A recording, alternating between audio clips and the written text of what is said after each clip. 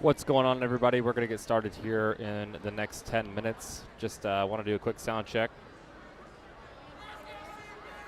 See if you guys can hear me on our new headsets that we just got. If you guys wouldn't mind throwing something in the chat. If you can hear me okay, you can let me know if something's a little too loud, too quiet.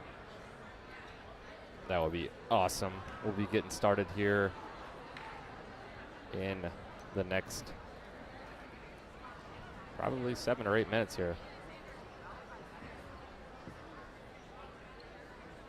I'm seeing a thumbs up from Adam. I'm seeing a let's go from Eric Coffin.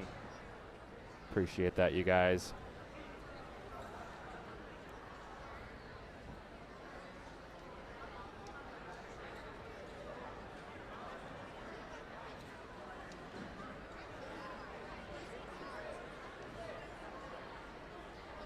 I'm going to keep the anticipation for you guys as this Orting gym is packed. It's a small gym, but it's wall-to-wall filled with fans here. We got Spencer Kabalak with us tonight. He's doing our videography. Going to be looking at some really cool clips later on this weekend. And just really excited, you guys, about this matchup. Last year, Orting came away with the victory. It's a new year, and we have new wrestlers, we have new freshmen coming in, and we also have some graduated seniors on their way to college from last year as well, of the likes of AJ Salguero and Quentin Harding, Adriano Perez.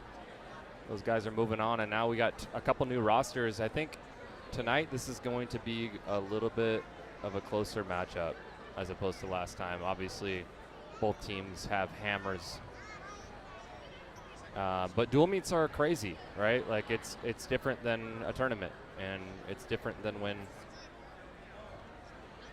And I got a couple little guys here just telling me that they just subscribed to our YouTube channel. That's awesome. What are you guys' names? What's your good names? What is it? Gunner and got Gunner and Landon here. They're already subscribing to us. That's awesome. We're out here with the fans. And like I said, we'll be getting started here soon. Really excited to be covering this solo tonight. If you guys want to pop over to Arlington and Lake Stevens, they will be, or they are already started there, up there north in Arlington in District 1 for the Wesco title. You got Matt Beck and Andy Eichley on the call there. And JV's all wrapped up here. We'll get you guys going here in just a moment here with some live video feed. Make sure you guys hit that like, hit that subscribe for us. That really helps us out, obviously. Gunner, what's up, brother? You just said hi to me, and now you're saying hi in the chat. That's awesome, brother. You know, those things go a long ways, just like Gunner did for us. Every time that we get those, we expand our coverage, we expand our network. As Arcadius Cruz is walking back and forth in front of me. We got lots of hitters. Mikey Fritz, I'm looking at him right now. I'm looking at Amos Voss. I'm looking at the Tahoma Bears here coming out. And you know, why don't we get this started here with our new intro, since a lot of you guys have been waiting. Let's see if I can pull this off, you guys. Our videographer Spencer Kabalak has been so kind to us and getting this thing going for us. Let's get this thing rolling here. Let's see if we can pull this off.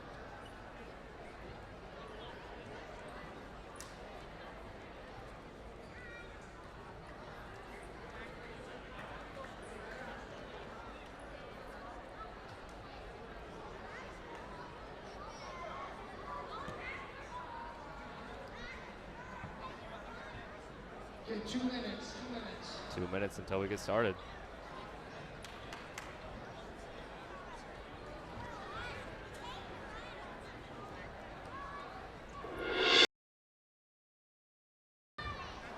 All right, everybody, and we are live here from Orting High School, where we will be covering the dual meet between the Orting Cardinals, number 1 in 2A, facing off against the Tahoma Bears, number 1 in 4A. Looks like we're going to get started here in just a minute. Probably get some introductions, captains to the center, all that good stuff.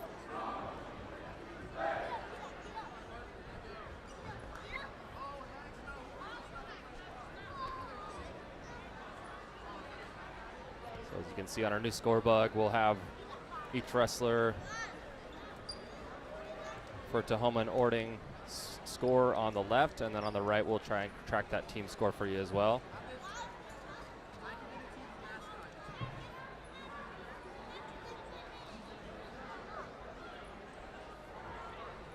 And if you were joining me live on Instagram earlier, obviously I was telling you guys how jealous I was of Matt Beck and Andy Eichley and Andy Knudsen, the special guest there up in Arlington. They're already rolling up there for the West Coast State title. If you guys want to pop over to that and go say hi to them, that'd be awesome. If you want to stick with me, that'd be great. I'm rocking solo. Bear with me. I'm going to try and keep this score, keep this clock rolling as best as I can for you guys. But obviously, I'll be on comms here if anything gets messed up. But super excited about this matchup tonight. Again, Orting got the win last year against Tahoma pretty handedly. I don't remember the final score exactly, but it didn't come down to the last match or two. They had a big enough lead where they were comfortable, and they came out with the victory pretty handedly. But now it's a new year and new rosters, and both of these teams are undefeated on the season in their respective leagues. It's always fun to see two teams like this go at it in different classifications. Obviously, this would be tons of implications if this came down to what would be a district title if both these teams were in the same classification. But right now we're just wrestling, and we're going to see who's the best team in terms of a dual meet squad, throwing out their best lineup that they can here in District 3 in the South Sound. We're here at Orting High School.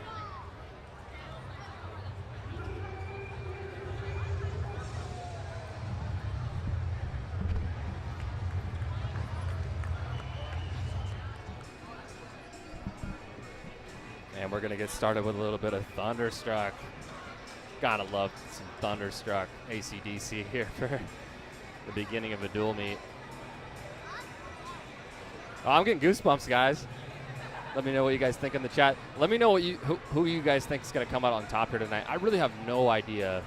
I think Orting might have the edge slightly, just given their depth. But the upper weights I really think are going to decide this tonight. Not a ton of highly ranked guys, 175 and up for both teams. You graduated Levi DeCunio, you graduated Adriana Perez from last year. And so this year we're going to be looking at a lot of decisive matches in between wrestlers from both sides, from Orting and Tahoma, that aren't going to be guys that maybe you know on paper right away, but are going to have huge wins for their team. And that's what we love about dual meets, is when the teams rally behind their wrestlers, every single wrestler in the lineup, their peers are rooting for them, which makes it really fun. So just waiting on our referee. It's like Coach Coleman's at the head table, and we got our PA announcer here ready to go.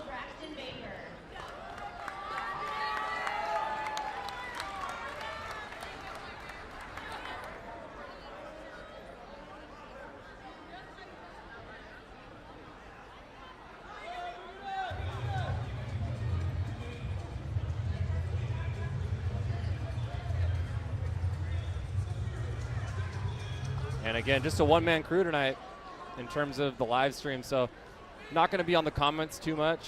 Obviously appreciate the comments, and you guys can chat amongst yourselves in the chat. I'm going to be manning the scoreboard and the camera and commentary all at once. So I'll be a busy guy, just like I was at Pat Coast. See if I can get some panning over here ready. You guys got the couch over here. There's D. Torres. Milente Photography. She does a fantastic job for us with photos. But I love the couch here at Orting. That's so cool that they do that. And we got both teams lining up on each side of the mat already here. And we will start off at 106 pounds tonight. I threw out a couple wrestlers that are projected at 106 pounds. We'll see who they throw out in terms of the lineups each time.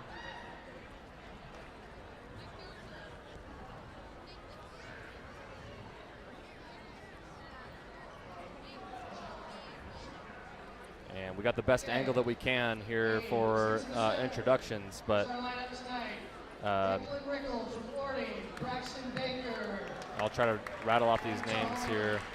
Got Declan Rickle for Orting going against Braxton Baker or Logan Ray from Tahoma. Hopefully it'll be Logan Ray because I already got that name in there. We got Logan Ray, forfeit for Orting. And I guess we are forfeiting at 113 pounds for Orting tonight. That could have huge implications on the final score tonight. So no Neri Rivas tonight. Yeah, I didn't catch the name there for Orting, but Crew Lambro is at 120 pounds tonight. 126 is going to be Arcadius Cruz from Orting. Bryson Dolly at 126. That's big news. Been wrestling at 138, 132 most of the season, so down to 126 pounds. He was at 113 last year. Owen Marshall and Trevor Anderson at 32. That one's going to be awesome. 138, you got Dom Tom facing off against Paul Tarantino. 144, Ty Satayakam Jr., even now. 144, this is the one I was talking about earlier. I think this would be a really good match. Ty Satayakam Jr. facing off against Even Now. Even Now had a big win against Kasich Lundquist from Meteor this year. 150, Lathan Lawson and Alex Othon. Oh my gosh. Hitters all over the place. Dakota Anderson, Gavin Wells. 157, Dakota Anderson and Gavin Wells. These guys might have met. No, they haven't met earlier this year at Edmonds. Gavin made the finals. Dakota didn't. So 165, you got Mikey Fritz and Elam Dunton. 175, Amos Ross, the People's Champion. 175, the People's Champion, they say here. Amos Voss. I didn't catch Tahoma's name there. I apologize. 190, Uriah Satayakam and Ethan Edwards. 190, you got Uriah Satayakam facing off against Ethan Edwards. These are the big matches I was talking about, you guys. Jackson Satayakam and Israel Sutherland. Jackson Satayakam versus Israel Sutherland at 215. Heavyweight, Mason Lee and Mason Korakis. And at heavyweight, you got Mason Lee. I think that's Harlan Day for Tahoma. So I think they got that wrong on the PA, but here we go. We're reporting already here.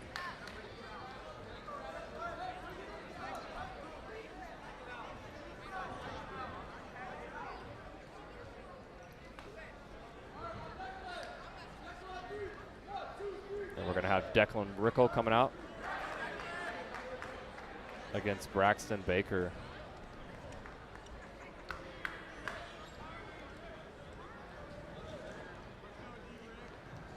Look at that, I got that changed already here. So Braxton Baker moving his way up the 106 ranks this season. I don't have the rankings right in front of me, but I know he's in the top 5 at 106 pounds. Declan Rickle, runner-up at the Edmonds Invite that we covered earlier this year. A lot of wins. This will be a good match.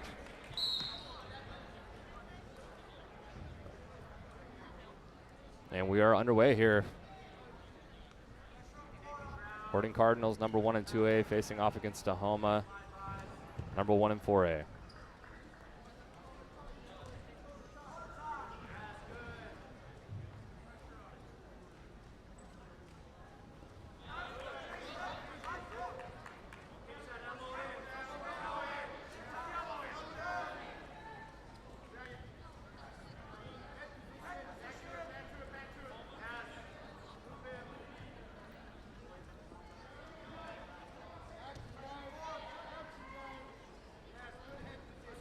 Little duck under attempt there for Baker.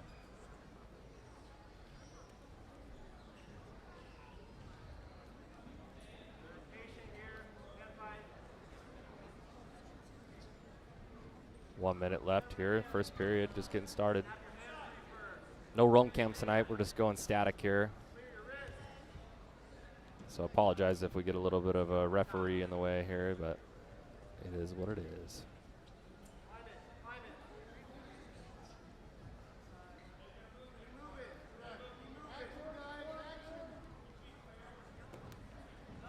Nice shot attempt for Baker there. Rickle doing a good job of whizzering.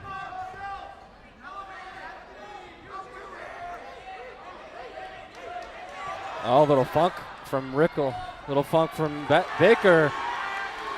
And Baker's got him on his back here. 3-point takedown. With short time left.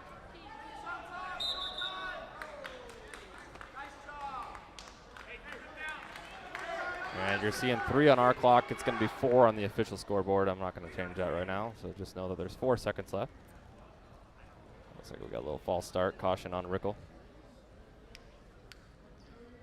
Oh, we did get a 2-point near fall for Baker there as well.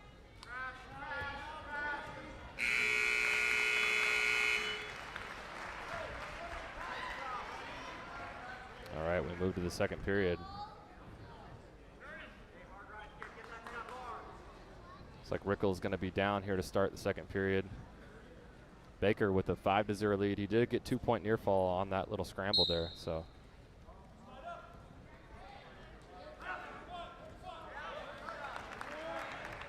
Be interesting to see what the Bears do at 113 pounds if they move Logan Ray, who's kind of a smaller 106, up to 113. I expected Ray to come out first, but Baker comes out first for the Bears.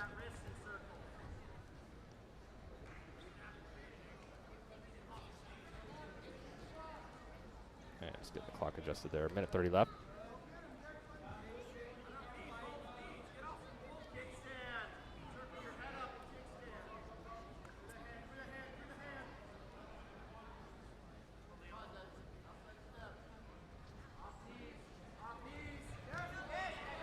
Shot attempt there from Rickle. Nothing doing though.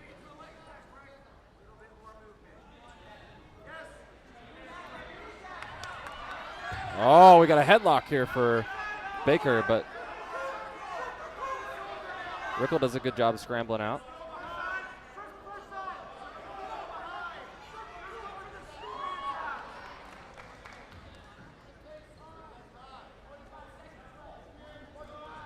.40 seconds left. Rickle's shooting him out of bounds.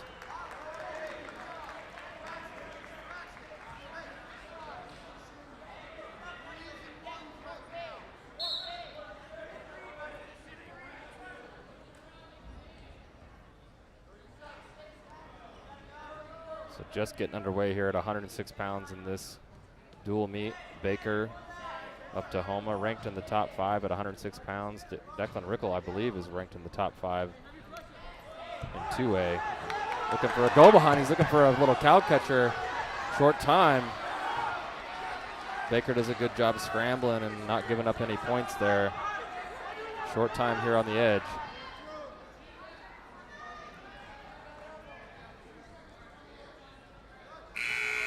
And that'll do it for the second period. Braxton Baker still with a 5-0 lead. No points there in the second period.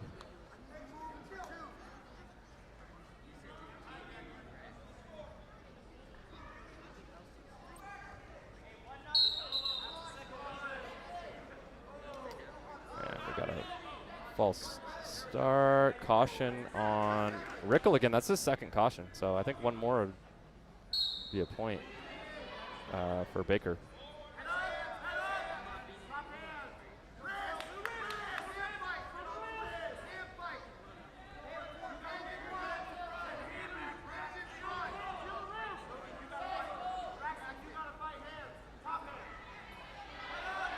A peek out attempt here for Baker. Gets the 1-point escape. And I must have missed a point there for Rickle. Apologize about that. So 6-1 Baker.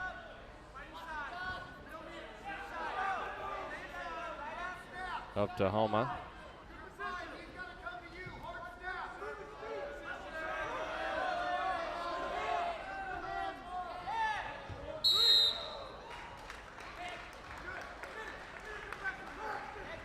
Go back to center.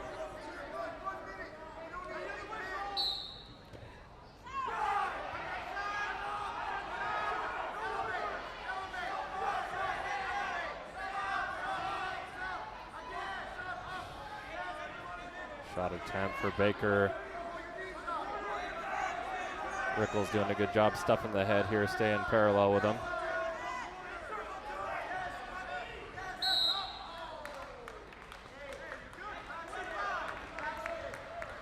46 seconds left here, third period. Rickle's got to go. He needs some points here to catch this thing back up. That's his third caution. Yeah, 1 point green.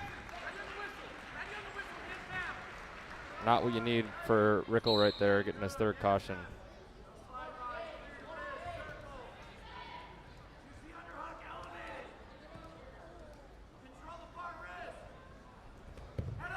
Another shot attempt for Baker here. Late in the third, 30 seconds left. With a 7-1 lead, I see the strategy here for Baker. That's always a good idea, right? Is still staying on the offensive, but not trying to do too much here late in the match. Kind of holding on to the leg. You'd like to see a stalemate maybe here so we can get back up on our feet for Rickle. Rickle's looking for a front quarter, wrenching on it. But we got a stalemate. 4 seconds left. Baker's just got to be smart here. And that'll do it. First match of the night completed as Braxton Baker gets the win and earns himself the victory. Gets 3 points for his squad.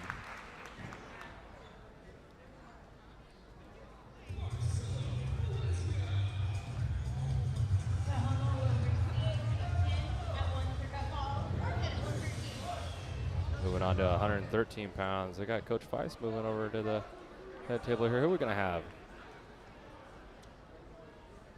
Looks like we will have Logan Ray here wrestling at 113 pounds. I see the strategy by Coach Feist here.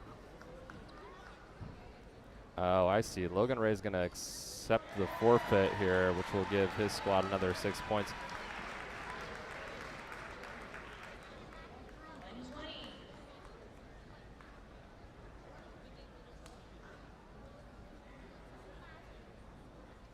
And we'll move on to 120 pounds. So 9-0 lead for the Bears.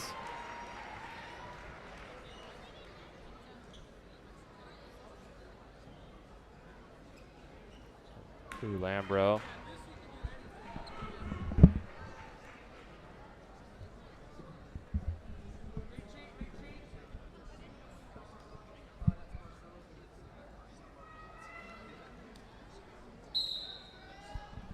And we'll have Crew Lambro facing off against Marcelo Valencia here. Sorry, I had to scramble there to get the name.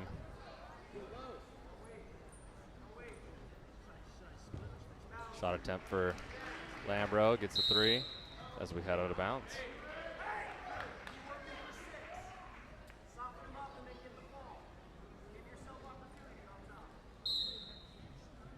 So yeah, that forfeit at 113 pounds makes it 9-0 for Tahoma.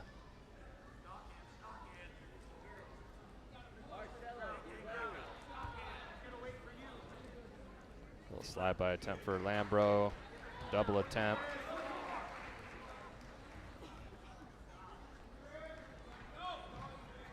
And a couple escapes for Valencia as well. So it makes it 6-2.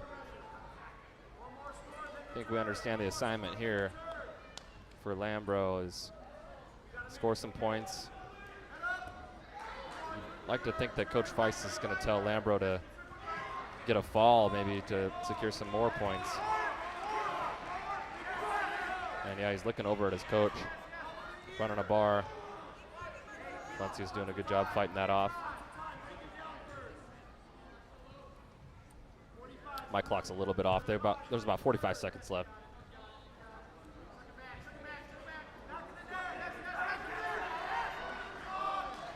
Lambro looking for a fall here. Getting near fall at the very least. Still plenty of time on the clock, about 27 seconds left. So Valencia's doing a good job fighting off his back right here. Lambro's just got to lift that head a little bit, get heavy.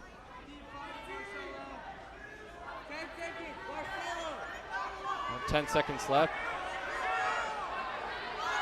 Gotta love the fight from Marcelo. Valencia right here gets out of it. Gotta love that at the buzzer. So still a 13-2 lead for Lambro heading into the second period here. If you're a Tahoma coach, Tahoma fan, you're hoping that Lambro gets a fall. You want to get every point you can get here in a matchup like this. So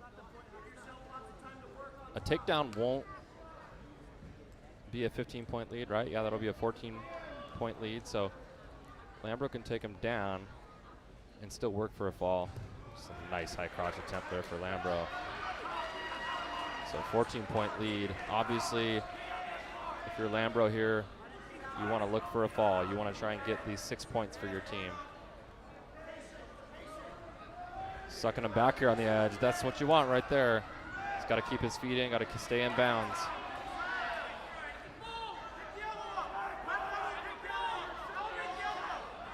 You got Lambro, you got plenty of time, still over a minute left here. Maybe got to suck him in a little bit, but really got to try and scoop that. There you go. Get that elbow deep and scoop that head. There it is. Fall for Crew Lambro at 120 pounds. That makes it 17-0 for the Tahoma Bears as we move on to 126 pounds.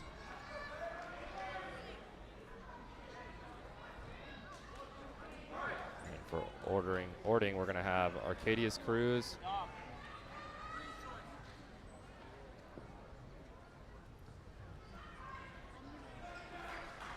Facing off against Bryson Dolly. This is going to be fun, you guys.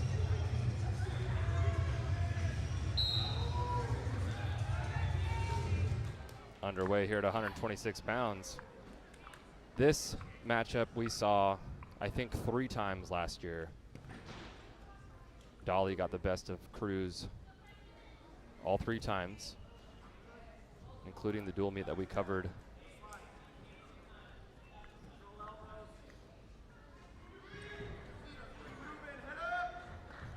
at Tahoma last year, and Dolly's in on a single here.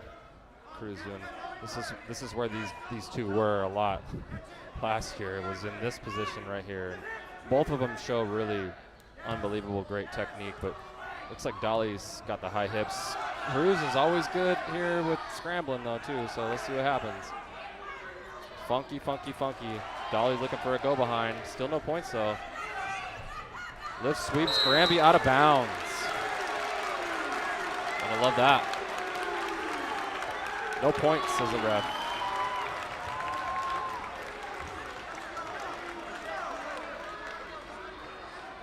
And I was hoping to get these matchups mixed up a little bit, but this one's always a good one, you guys. Like, these two know each other so well, but they don't wrestle timid against each other.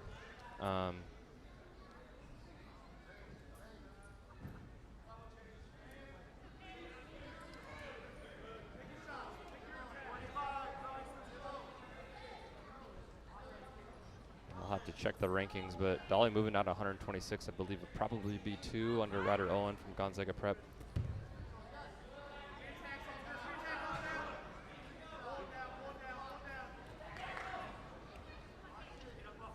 At 4A, and then Cruz again. I'd had to check, but I believe he's number 1 at 120. So,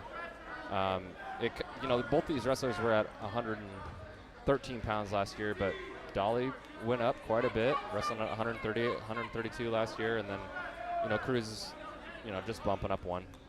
So, but now they're back here at 126 pounds, facing off against each other with just a couple seconds left here in the first period. No score. Good wrestling from both sides there.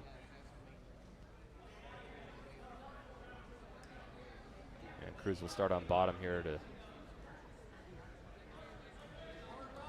start the second period.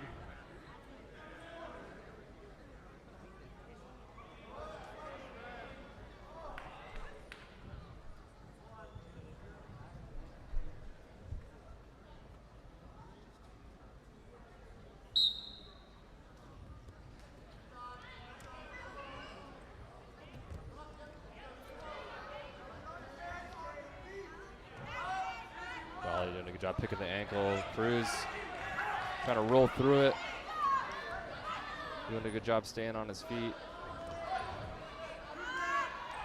Dolly's doing a good job tracking and staying on top.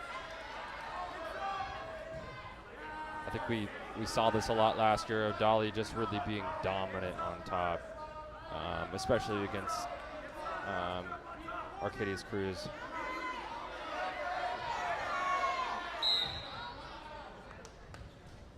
Got a stalemate. Still no score though. Ref's checking for some blood maybe? Oh, we got a stall warning on Cruz. Unfortunately, his shoe is untied. I don't think that'll come into play later on. Just given the aggressiveness of these wrestlers, but you never know. I mean, that could be a thing where an untied shoe could cost you a match. So tape your laces, guys.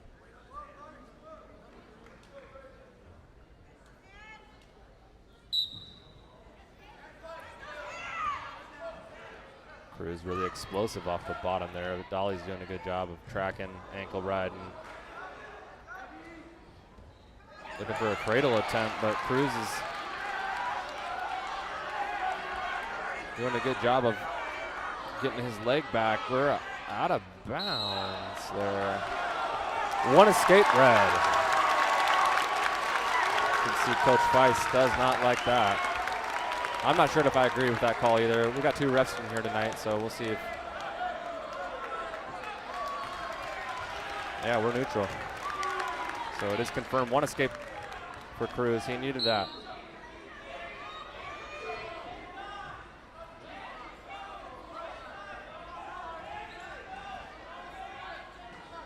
Got to get the crowd back in it here. Cruz gets this. I think it'll get the Cardinal faithful back going again here. Oh, what a duck attempt there for Cruz. And he gets the 3-point takedown. He's got him on his back as well. He's looking for a fall. Oh my goodness, what do we got here? We got at least 4 near fall. 20 seconds left. And a fall for Arcadius Cruz. Huge fall. That'll get the crowd going here. Unbelievable. Wow. Showing some respect for each other. You gotta love that. These two know each other very well, but Cruz gets the fall. Wow. That lit up the room. So 6 points for the Cardinals there. Man, that was big time, you guys. Insane.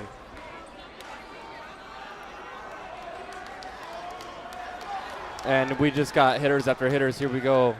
I need some time here to select these wrestlers. we're going to have, oh, this is going to be so fun. We're going to have Owen Marshall facing off against Trevor Anderson here at 132 pounds. I need some time to breathe here, you guys. This is crazy.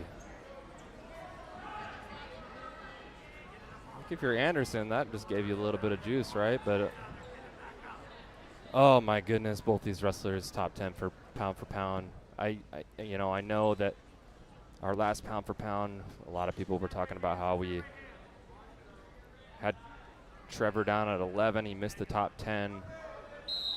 No knock on Trevor. We talked about it. We looked at it. Ryder having the season that he's having just recently, and then obviously Steve Romero, I think, were the two that we just decided to throw in there. Steve Romero from Top Finish, 3-time state champ, had just a really good run at Reno. But it's hard, man. It's hard to figure out who is in that top 10. You can make a case for almost everybody, especially if they haven't wrestled each other or they haven't lost, which both these wrestlers are in that boat. So not sure if these two have ever seen each other before. Not in my time doing coverage of the Washington Wrestling Network.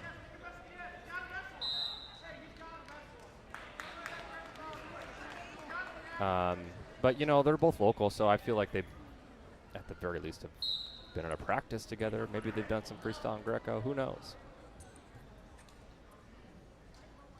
But this will be a really, really fun matchup. How often do you get two top 10 pound-for-pound wrestlers in the state facing off against each other in a dual meet, you guys? That's what this is all about.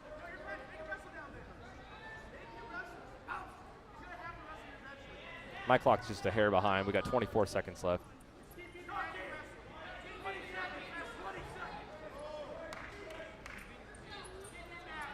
Yeah, I'm about 2 seconds behind, so something happens here at the end, and like this, you never know.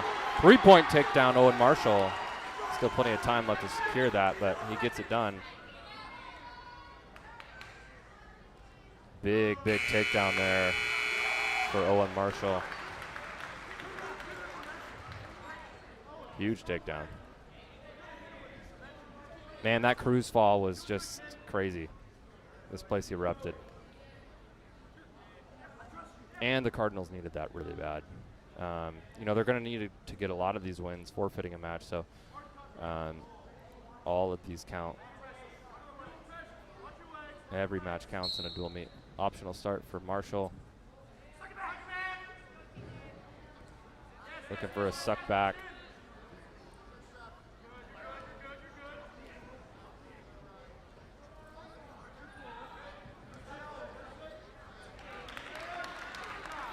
One escape, Anderson.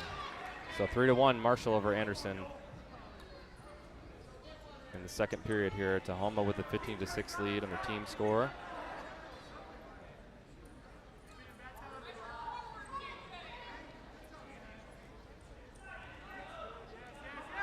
Underhook for for Marshall here. This looks like kind of a Stali matey position here. From the ref, I would say, break it up. Let's put it back up to our feet. Don't really love this, but we'll see what kind of action these wrestlers can have in this position here. Yeah, stalemate.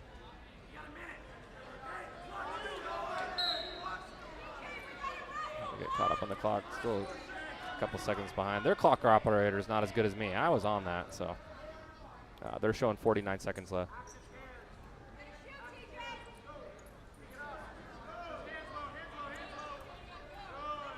Good fakes there for Marshall. He's going forward too, which you like to see. Anderson likes to wrestle out of that tie, likes to look for that dump.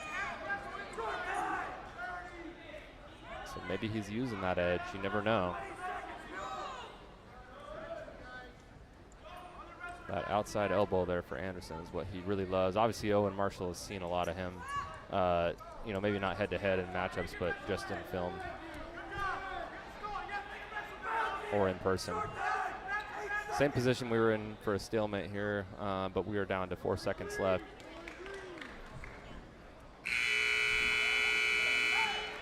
And that'll that'll do it for the second period. So tight score here still.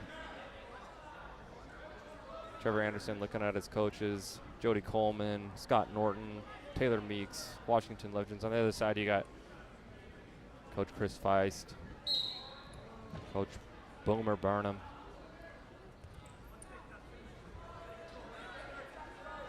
But only 2 minutes left to decide.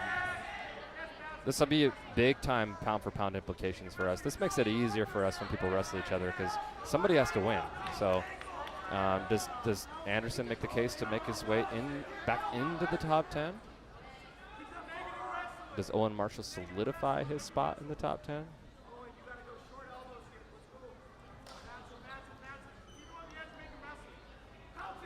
This position's kind of been the kryptonite of both wrestlers there, just that like front headlock.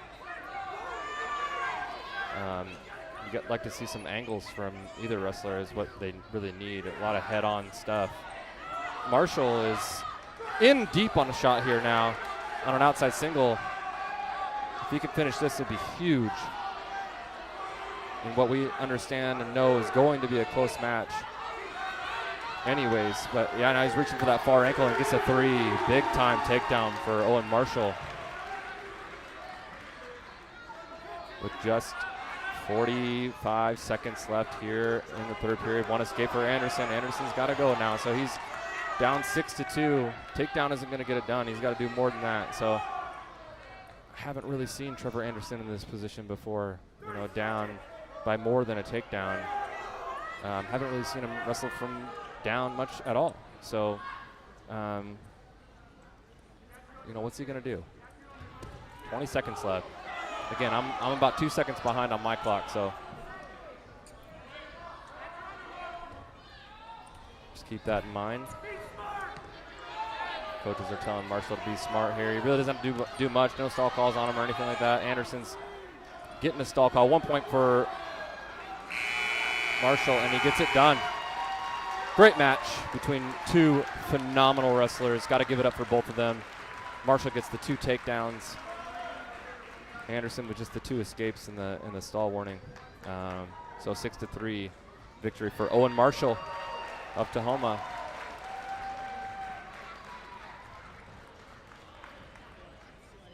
And that'll make it 18-6 for the Bears. Big swing match there potentially.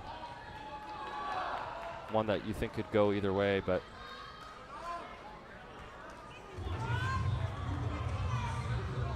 let's see. Next up, we are going to have Dominic Thomas.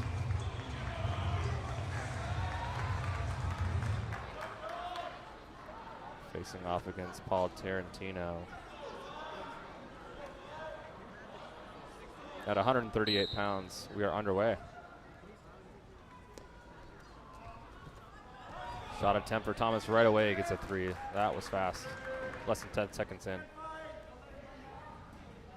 And we know what Dom Tom can do on these cheap tilts already.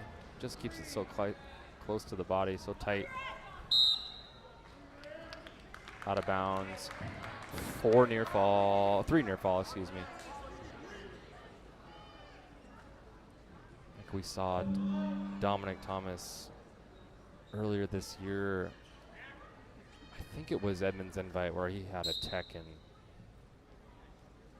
I think, a round and a half against Aiden Larson, who is a phenomenal wrestler. Dominic Thomas is having one of the best seasons that we've seen in a long time in terms of just sheer dominance over really great wrestlers. Paul Tarantino in the top 16 for Tahoma at his respective weight class. Not a bad wrestler at all. Going up against a guy who's just doing huge things for his team this year and just really on a senior campaign after his loss against Justice Zuniga in the finals last year on a mission. I didn't get any near fall there, so still 6-0.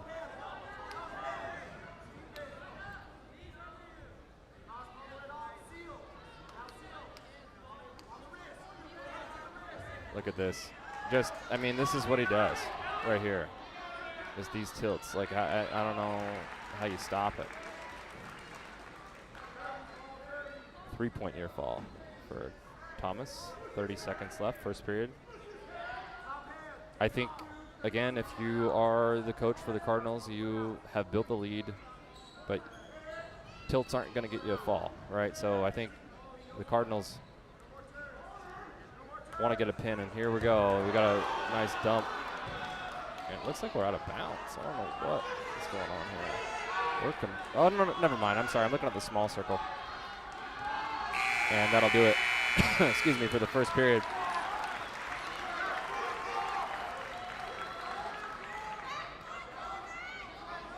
Got to have more near fall coming up here, right? How many do we get there?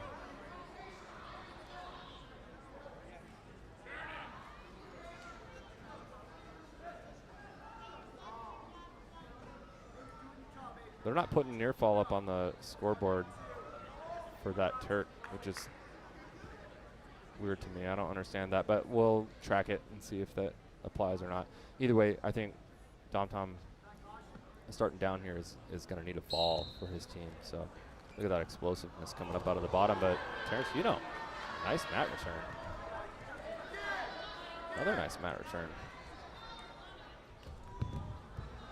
Dom doing a good job just staying on his feet. So explosive.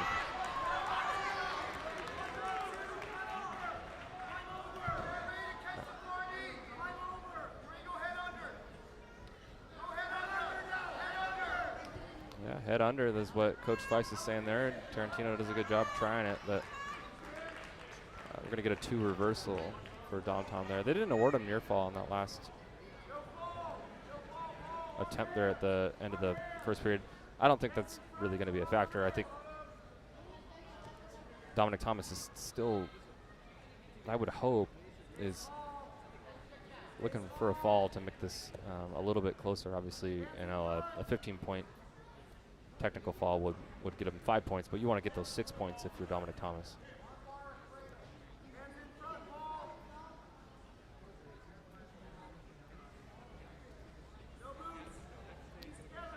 Got a boot and leg in for Dom here as we approach 40 seconds left here in the second period.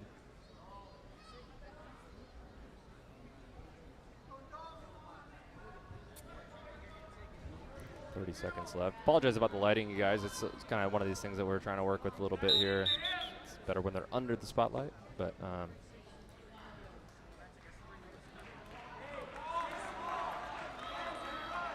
sorry about that. I got to reset my clock here.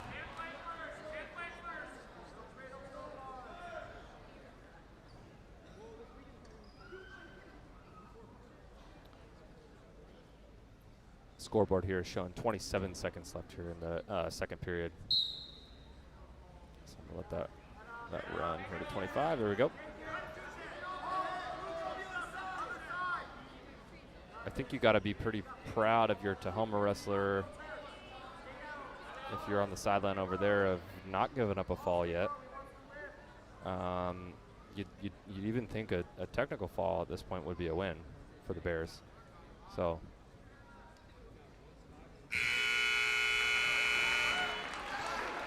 Tarantino, good job.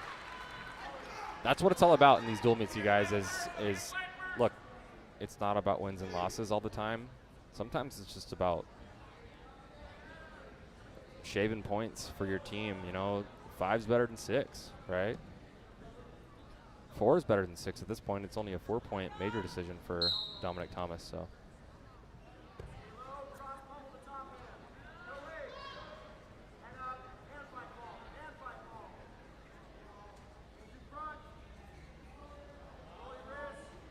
Once again, if you're joining us, we're here at Orting High School in Orting, Washington. Small town vibes here. Small gym, 2A school, but so much good community here. Gotta love this rivalry. Excited to just come back to this matchup every single year. We enjoyed our time at Tahoma last year. Both coaches, both programs have been really awesome to us in terms of hospitality and being accommodating and all that.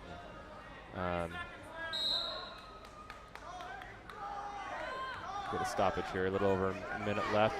But You guys got to get down to these duels though. If you're local, pack. I mean, the gym's packed here. I don't know. I know the fire marshal might need to come in here and do a head count or something like that. But at the end of the day, like, getting here and watching it in person is unlike anything else.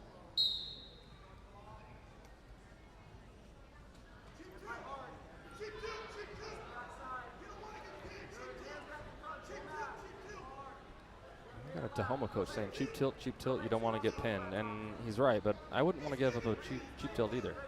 Tarantino's doing a good job of just fighting off hands, but once again, another cheap tilt attempt. Okay, what do we got here? Ref's holding up 3, so we're going to get a 3-point near fall for Dominic Thomas. He needs a pin. If I'm the Orting coaches, I'm telling you, brother, we need a pin. We don't need a tech.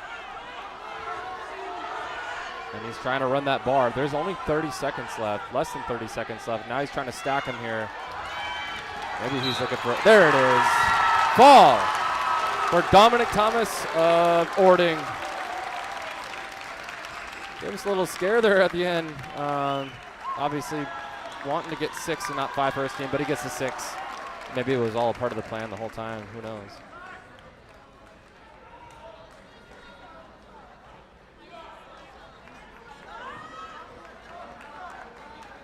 So 6 points back to Orting makes it 18-12. And now we're going to see Taisa Taikum Jr.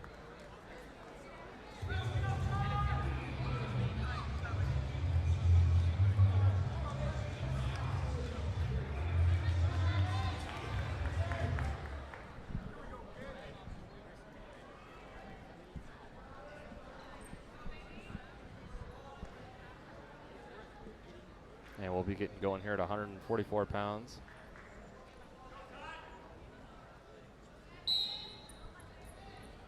Underway. I got Taisa Taikum for Orting out here. I'm still trying to figure out who reported for Tahoma. It's not Othon, I know that.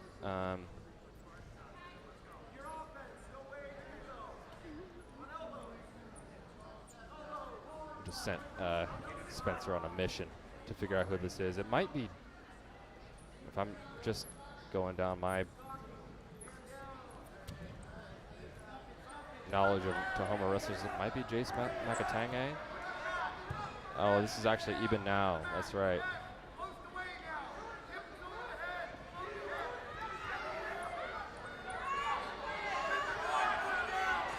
Yeah, Even Now I actually haven't got a chance to watch yet this year as Satayakam gets a takedown, heading out of bounds. Yeah, sorry guys. Even Now, one of the more surprising wrestlers in the entire 4A classification this year, getting a huge win at Tri-State against Kasich Lundquist from Meade, who's a 2-time state champion. You know, now has placed at state, but you know, just a wrestler that has climbed his way up this season into the top 3, top 2, and really showed out for the Bears this year. But Taisa Taikum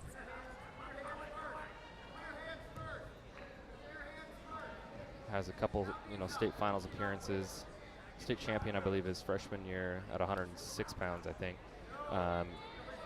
You know, it always feels like when we cover the Cardinals, it's like him and Arcadius Cruz just run into buzzsaws. But, you know, Arcadius gets a huge pin against Bryson Dolly tonight. We'll see what Taisa Taikum can do here for the Cardinals, and hoping to get them back closer a little bit in the team score. So one escape for Even Now.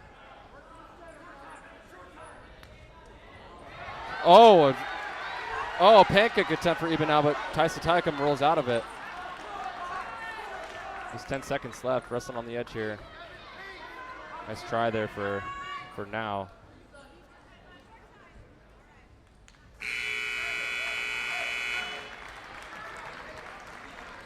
So yeah, we're at 144 pounds.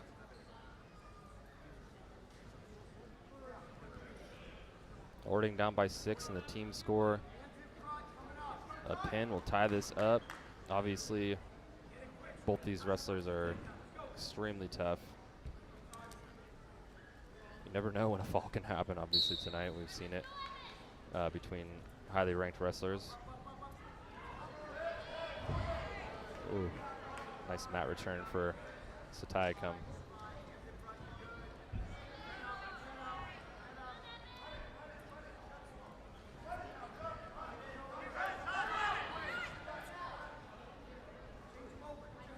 Like a tight waist half going for Satayakam here.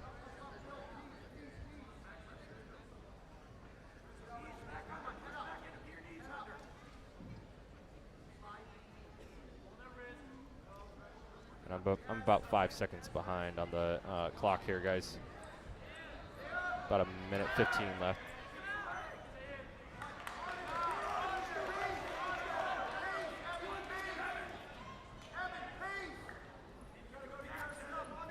And one escape for now there. Makes it 3-2. I think this is going to be a tight one all the way down to the wire. The way I'm processing this. Nice outside single attempt, ankle grab attempt there for Satayakam. Looking for a little misdirection, doesn't get it. Again, I'm still about 5 seconds behind. You're looking at about 35 seconds left for the second period here. Outside single attempt for now. These guys are doing a better job getting angles though. There's another shot attempt for Satayakam, but a pancake attempt for now, and he gets a 3-point takedown. Big time takedown there with only 15 seconds left in the second period. Satayakam's looking to make his way up to his feet, looking for a Granby, trying to grab an ankle. Now he's doing a good job staying heavy, and he's going to be able to ride this second period out, taking the lead. Or maybe I spoke too soon. Nope, holds on. So 5-3 even now over Satayakam as we enter the third period.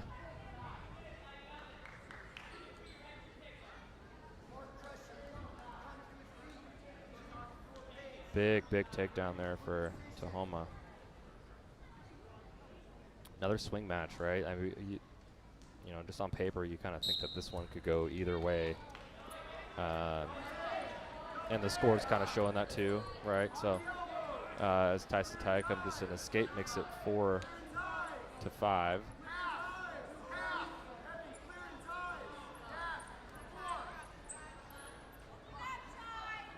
Get our clock set back up here in just a second. Sorry, guys. It's just me once again doing everything here. Camera, clock. 1 minute, 30 seconds left. Still anybody's match. Outside single attempt for even now. Satayakam doing a good job fighting it off, but even now's getting an angle there, and he's still circling. We saw this look from him a little bit earlier this year against Kasich Lundquist, doing a good job here getting that angle. These are those positions that you practice a lot. Kind of make or break a match sometimes. When you're in on a shot, you get stuff, but finishing it still from here is something you look for, and he gets it. Even now with a 3-point takedown. Now he's got a 4-point lead. Satayakam needs to get out, and he does. Okay, so only a 3-point lead for even now.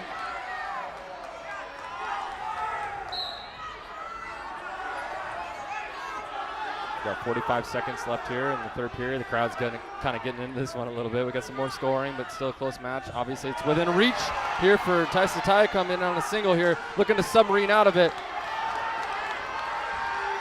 Trying to submarine it, trying to get behind. Even now he's doing a good job standing on the leg.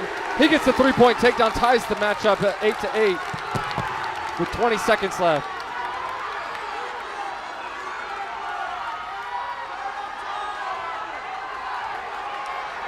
All even now needs to do is get an escape, but we're wrestling on the edge. Oh my goodness, we have a 2-point reversal for even now on the edge with 4 seconds left. And that'll do it as even now gets it. It's the reversal. Wow, what a match. Big time swing match for Tahoma there, as he even now once again is stacking really big wins this season for the Tahoma Bears. Unbelievable great match there from both wrestlers.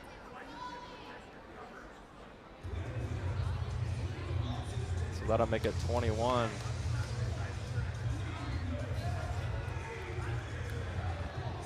We're going to have Lathan Lawson for Orting.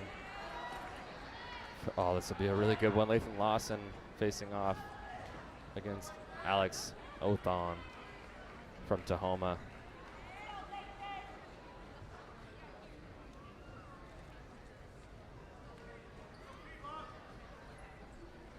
At 150 pounds here. Tahoma, huge swing match there, takes a 9-point lead.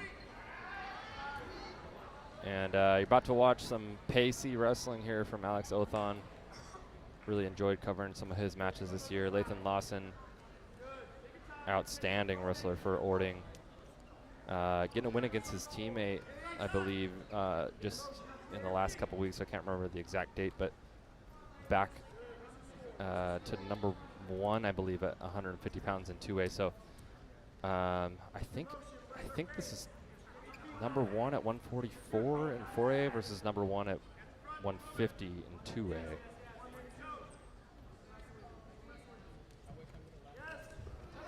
Oh, nice misdirection attempt there for Othon, but Lawson doing a good job of defense there.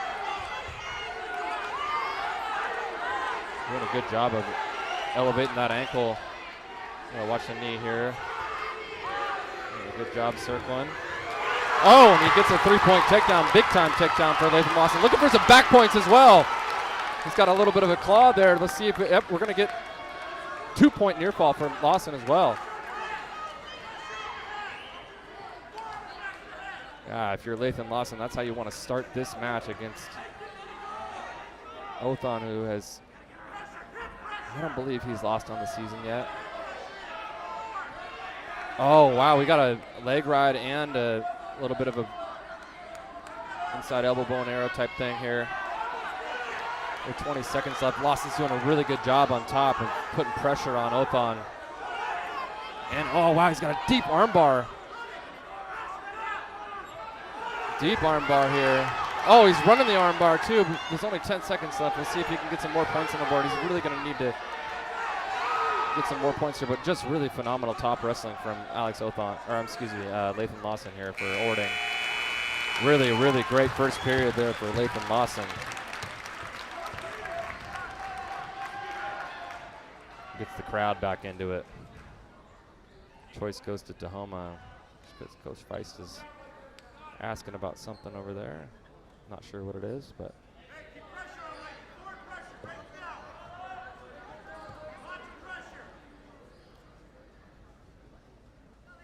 and stick with us after the match.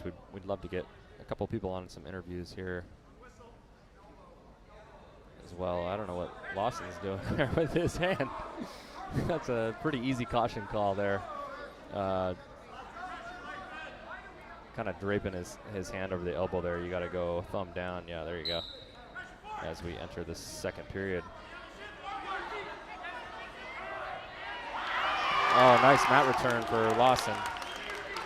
Oh, nice switch attempt there for Othon. Lawson's doing a good job scrambling here. Stays on top. Wow, he needed that. Another leg ride attempt here for Lawson, and he secured it. That's really big right there. That's huge, huge, really good top wrestling from Lathan Lawson. And leg riding isn't an art that you see a lot in high school. I'm a big fan of it for moments like this, right, when you got a lead. And Lathan Lawson secured that boot, and now he's on top.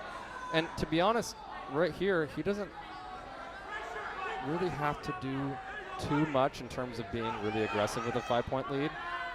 When you got a boot in, but also keep in mind that you can get some more points here as well. Still looking for that kind of outside breakdown attempt.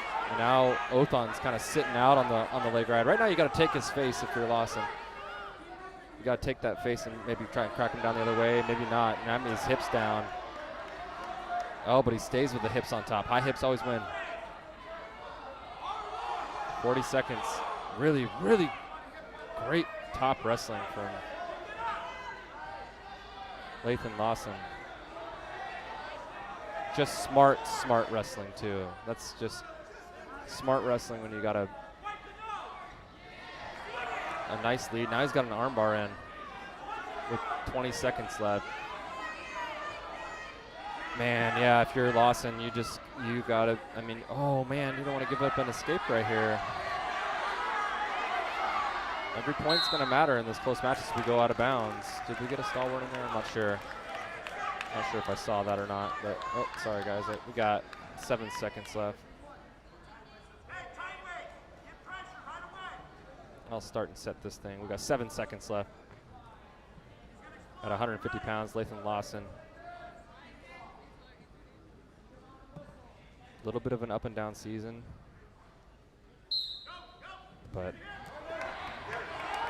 he does a good job of hanging on here at the end of the round. And the crowd likes it. Crowd likes it a lot. They know, they're smart wrestling fans here, that they understand that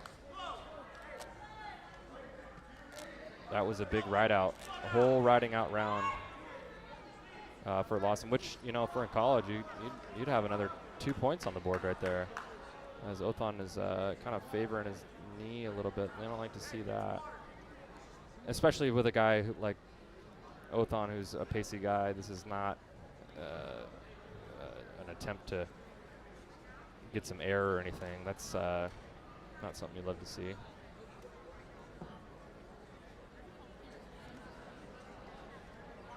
But you know that he's going to have to get even more pacey and turn up the heat a little bit here in the third period, down 5-0.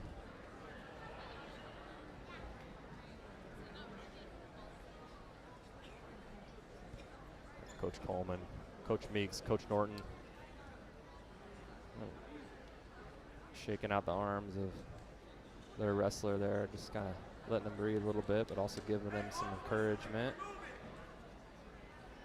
It looks like Othon is going to be okay, obviously. I don't think it was too serious. It's just kind of favoring that knee. Hopefully it's not too serious, but I think, yep, there we go. We want some up, so we're going to get an escape for Lawson here as he takes a 6-0 lead, and Othon is, watch out, he's going to get pacey here. Saw some of that misdirection attempt earlier, but you know what I like to see with Othon is some of those high C's and snap downs that he likes, and there it is. Good scramble for Lawson. Does a good job. Now he's holding on to ankles. Oh man, he's looking for a pancake. Now he's got a cradle locked up. Oh my goodness. Othon's got a cradle locked up. This will be huge for the Bears. Oh, he's got it locked up tight. Oh, nice job by Lawson kicking out of that thing. Othon cuts him.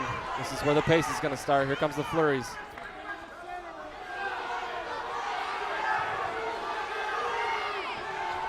A stall warning, red, 1 green.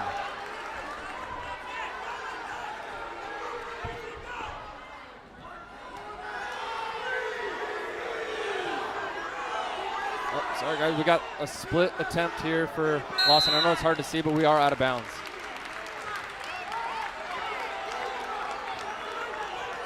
That was close. That was almost 3 points there on the edge there.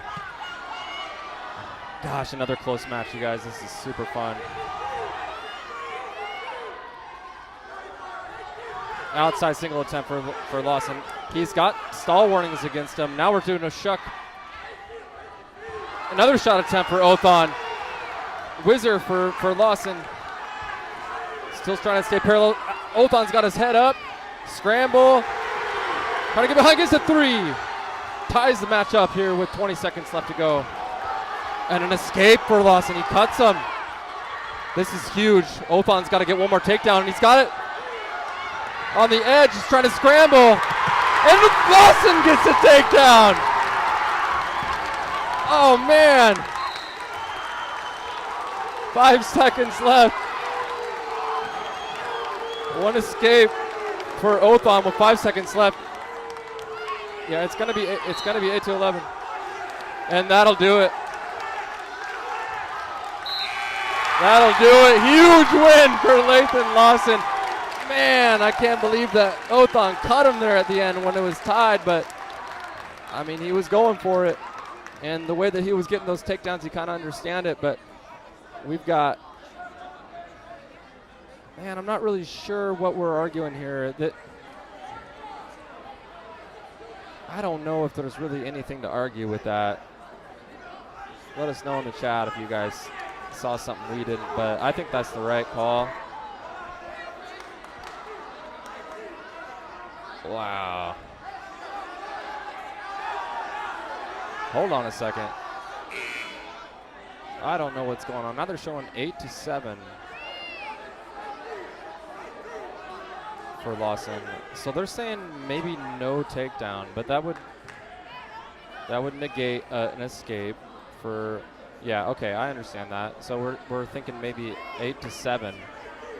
So no takedown, no escape. I'm gonna leave my score where it's at right now. They're showing 0.5 seconds left on the clock.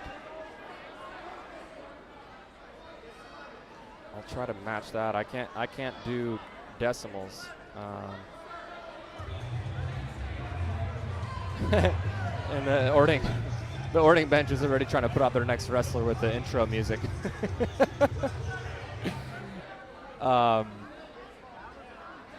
Feist, man, I don't know, man. There's, I don't know. Even if it's 8-7, I think the escape for Lawson is going to be able to do this here. Yeah, we're showing 11-7 with 1 second left.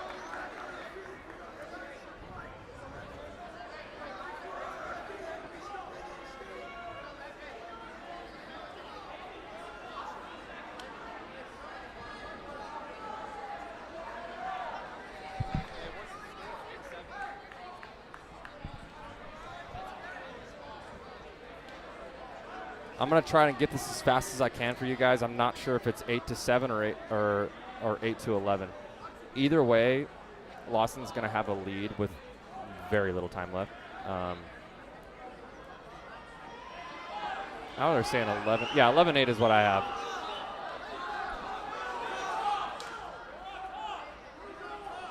And what do we got on the clock?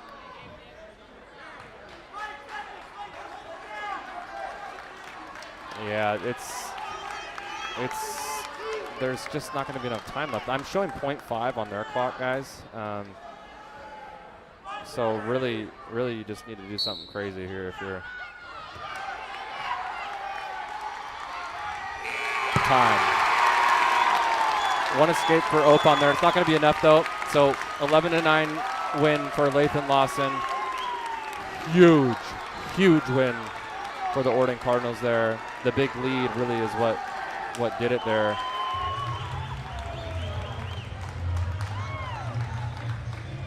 Man, this is fun, you guys. I hope you guys are enjoying this. We just got close match after close match. Highly ranked wrestlers going off against each other. Now we got, another good one. We're going to have Gavin Wells facing off against Dakota Anderson here at 157 pounds. Try to get these wrestlers assigned here. And once again, 2 top 5 ranked wrestlers in the state.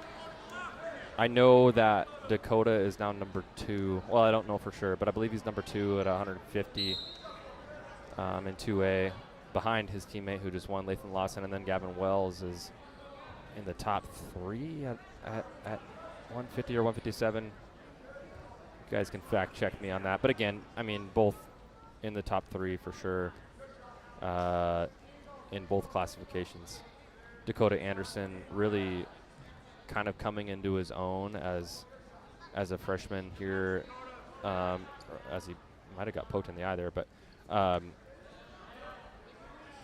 at Pac Coast, and we were covering that, massive wins against Zach Moskis from Battleground and Connor Crum of Seton Catholic in the finals, and gets a Pac Coast title, and falls short to his teammate Lathan Lawson just as of recent, but I don't think that's a bad loss. If you saw what we just saw, you guys ain't getting poked on an eye again or poked in the nose, but might have blood time. Yeah.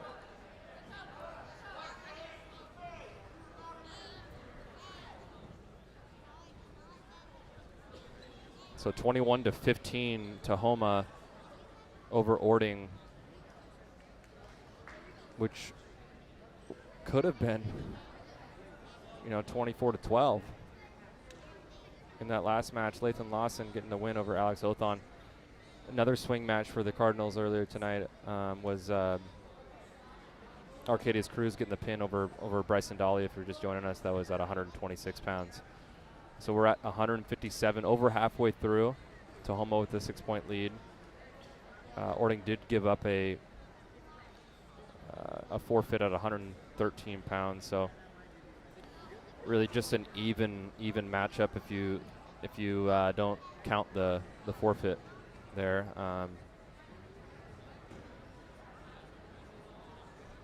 And I'm finally going to be able to get into the chat here. Sam Otto, Jordan's little bro. Yep, that's me. How's the best of all the brothers? Just let it be known to all of our fans out there. Quentin's in the house. That's cool. I didn't know that. And we got some more blood time. See if I can pop over to this chat again.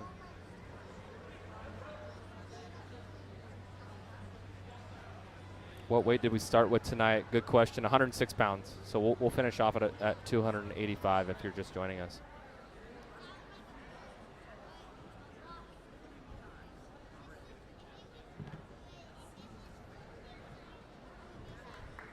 Tahoma's looking sharp. Absolutely.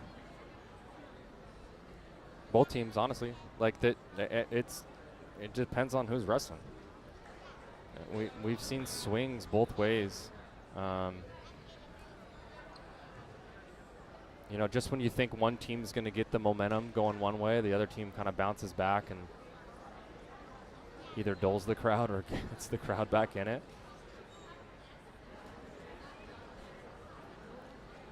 Lambro and Baker lucked out with no Rivas.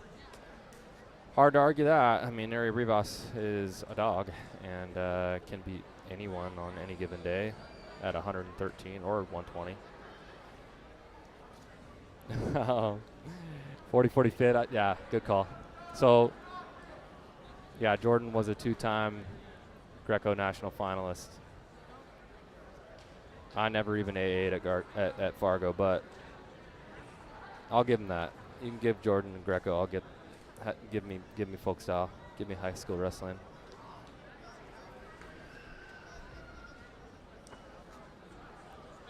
That's a good call. I love that. Just jumping in, can I get a recap? Yeah, as we're cleaning the mat here. So team score is right next to our logo there. 21-15 score for Tahoma over Orting right now. We're at 157 pounds. We started at 106, couple wins off the bat for Tahoma. And then probably the biggest match of the night so far that really got the crowd going was the pin for Cruz over Dolly at 126. But a lot of back and forth since then as we get back underway here. I got to lock in, you guys.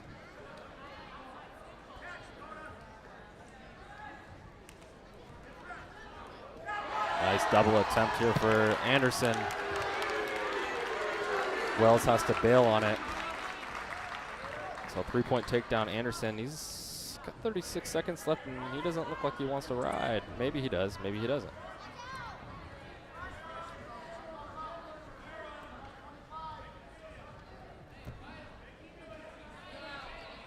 Kind of hard to tell. Wow, I'm not sure what wrestling IQ stuff here that we got more blood time. I gotta reset my clock.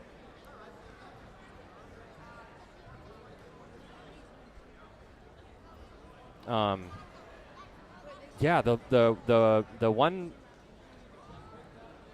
was that the last match? Yeah, the 150 match there at the end. Othon tied it up 7-7 with I don't know, maybe 10 to 15 seconds left. And granted, he had just gotten a couple takedowns on Lawson to tie it back up. But he cut him. He let him up with very little time left, and then got in deep on a shot again, which, like, I get it. You know, you're trying to win the match. But I think in hindsight, if you asked Alex, he would probably say, I should have rode him out there and gone into overtime, especially the fact that, like, he was getting in deep on legs already. 1 minute overtime probably would have helped him out a little bit there, but nonetheless, Lathan Lawson gets a big win over Alex Othon. So 21 seconds left here in the first period. Dakota Anderson with a 3-0 lead. Caution on Anderson. Younger brother of Trevor. Dakota's a freshman. Clock operator for Orting isn't in sync with me. There's about 10 seconds left here. A good chop there from Dakota, and he's got an armbar in too. Trying to run it. And that'll do it for the first period as Dakota Anderson secures a 3-0 lead over Gavin Wells from Tahoma.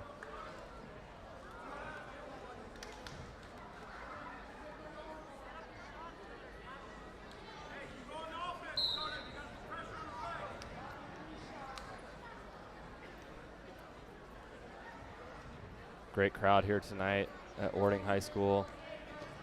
Big thanks to the Orting Cardinals family for having us once again here. Obviously our first dual live stream was here a little over a year ago between Orting and Toppenish when we had some chirping at the end. If you guys remember that one, we were just streaming off of a webcam for that.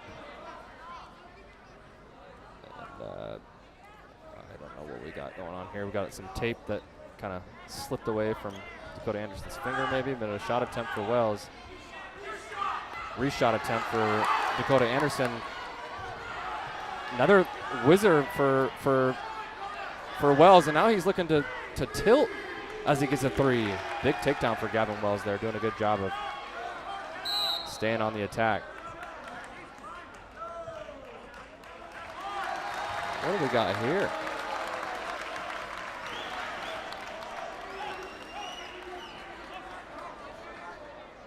I might have called like a illegal.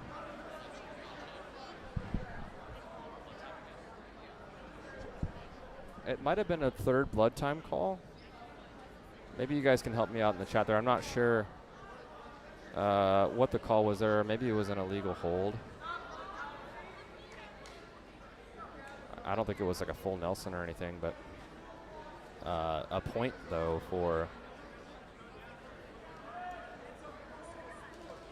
That was a point. So yeah, 1 point for Gavin Wells. Yeah, they got it wrong on their scoreboard.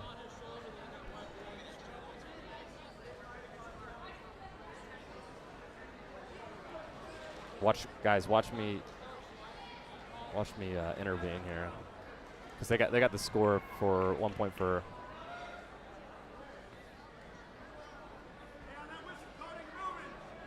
Anderson, and that's wrong.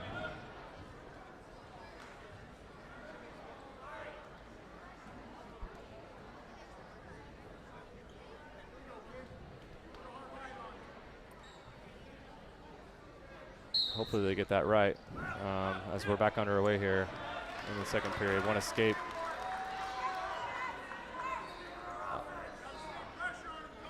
I don't know, man. They're showing 5-3. I guess I have to do what they do. All right, well, nonetheless, showing 5-3 here for Gavin Wells. Nobody's arguing it except for me, so I must be wrong. 30 seconds left. Gavin Wells in deep on a shot here on the edge. He's trying to treetop this thing. Sweeps it. Trying to scramble and get behind. Gets three. Big takedown there for Gavin Wells.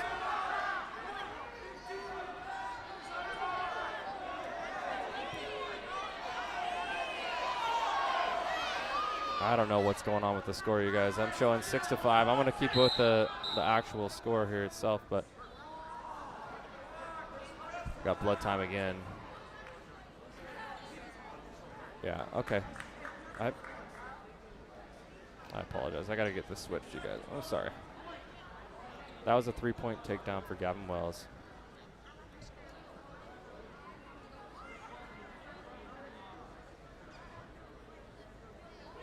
Six to 5 lead for Gavin Wells as Dakota Anderson is just battling a bloody nose, or can't really tell what it is over there. Yeah, it's a bloody nose. He's down to 2 minutes and 30 seconds left of blood time.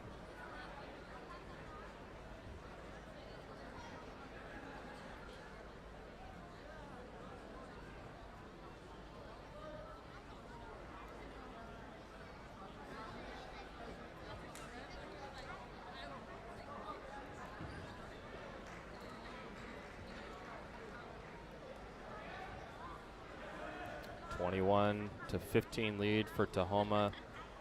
Here at 157 pounds. Let's do a count here. 65, 75, 190, 215, and 285. So still five matches left after this one. Anybody's duel.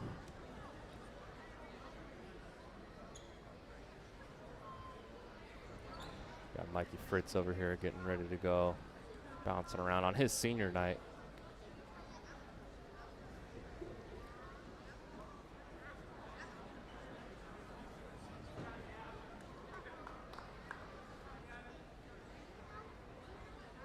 It's crazy, you guys, to think of the matchups that we've had so far. Is like almost everybody is in the top 3, top 5, somewhere in there, like on both sides.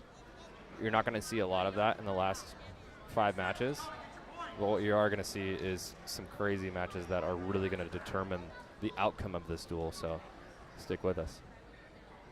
I believe there's 4 seconds left, and I am right as we get finished out here in this second period, and a really close match, a really great match here between Gavin Wells of Tahoma against freshman Dakota Anderson of Orting. So Wells will be down.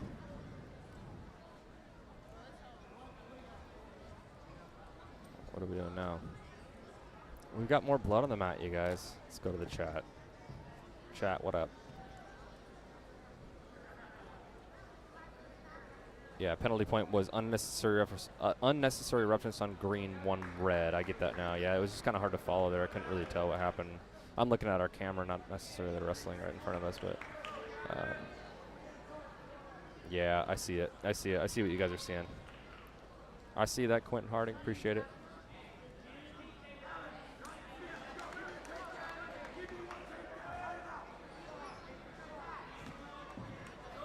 All right. So 1 escape for Wells. Anderson starting him off at neutral, just gives him the 1 escape to start. Smart move.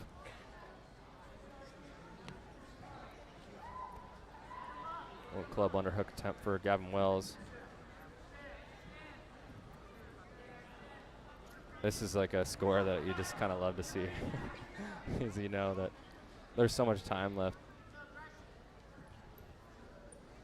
You know, Gavin Wells doesn't really want to give up stall calls. Also wants to be smart, but then on the other end, you got Dakota Anderson, who's down by 2, and a 3-point takedown will give him a lead. Nice little misdirection again there for Gavin Wells, but a go-behind attempt for Anderson. Oh, what are we calling here? No points. I like that call. I think that's the right call. What did you guys see there? It was hard for me to pan to that. Yeah, neutral. I think that's the right call. And injury, blood time. Oh, injury time, excuse me, for Gavin Wells on the edge. Don't like to see that. Looks like he might have tweaked his knee or something like that over there. This is a slow going match. I mean, not in terms of action. It's just a lot of breaks.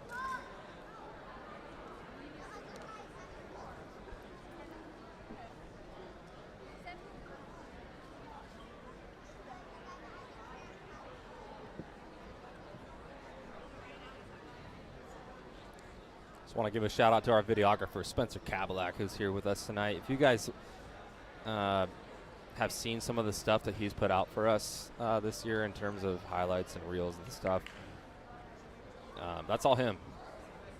And we're just happy to be partnered with him. Spencer wrestled for Decatur back in the day and was a teammate of mine at Highline College in Des Moines, and just does a really great job for us. If you guys ever get a chance to say hi to Spencer in person, give him a high five or say what up. But also, when we tag him, go give him a follow. He does great work for us. We also have Dee Torres, our official, unofficial photographer for WWN. She's here tonight taking photos. Gonna try to see if we can get her out to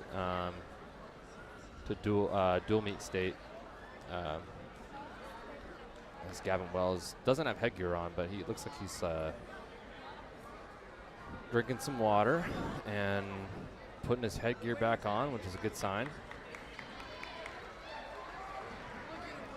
It's a little knee issue. Oh my goodness, what do we got here? More blood. They might. Maybe we got to go with the full. If you guys know what I'm talking about, then maybe they go with the full wraparound tape job around the head, over the nose for Dakota Anderson. I'm not sure why we're checking this out now when we just had all this time, but I guess we're good. So once we stop blood time, stop injury time, whatever it is, I don't know. Buckle up, though, because we got a minute left in a match against two wrestlers ranked in the top 3 of their respective weight classes and their classifications. Gavin Wells, Tahoma, Dakota Anderson, Orting.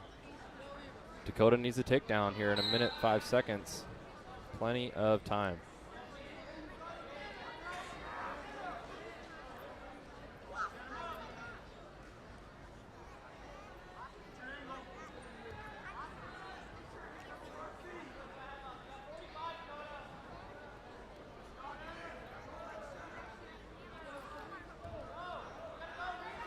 I always hated being in these positions if I'm Gavin Wells. It's like, what do? Do you run around the mat?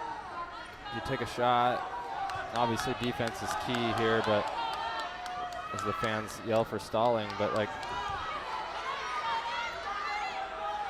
you earned yourself the right to stall a little bit. It depends on how fast the refs want to call us as Anderson looks for a shot attempt. I think now is probably the time where you can at least give him a warning here as Anderson takes a good shot attempt, and Wells hasn't done much here. With only 10 seconds left, Anderson's got to get something going here. He's got to try something. Looking for a little peek out, go behind. Looking for another peek out, doesn't get it. And Wells holds on for the victory at 157 pounds. Big win for Tahoma. That match kind of lost its luster with all the injury and blood time, but really, really big win there for Gavin Wells.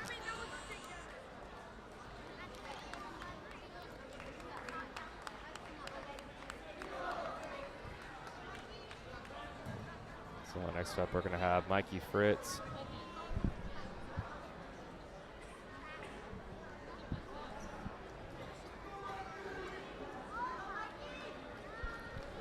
We'll have Mikey Fritz. You just got to figure out who's wrestling here at 165 pounds. For Tahoma, but we'll figure that out. Probably somebody I should know. I just don't know right off the bat here. Everybody knows who Mikey Fritz is. Couple-time state champion last year. Up at 165 pounds. Looking for a cradle. To an outside single. Good job scrambling there by Tahoma. And we got Elam Dunton for Tahoma as Mikey Fritz gets a 3-point takedown.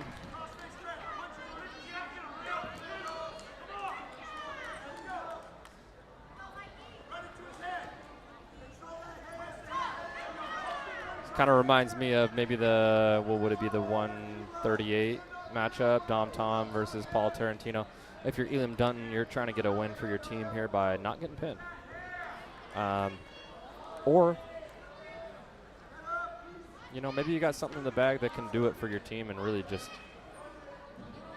surprise some folks in terms of a throw to a pin or something like that. But 1 minute gone here in the first period. Only 3-0. Mikey Fritz. Obviously, Mikey Fritz is trying to get Orting back into this here. Down 9 points in the team score.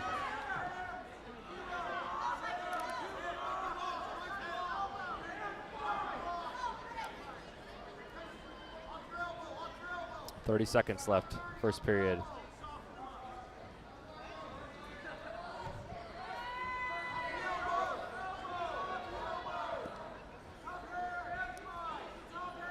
Cross face for Fritz. Maybe looking for a butcher.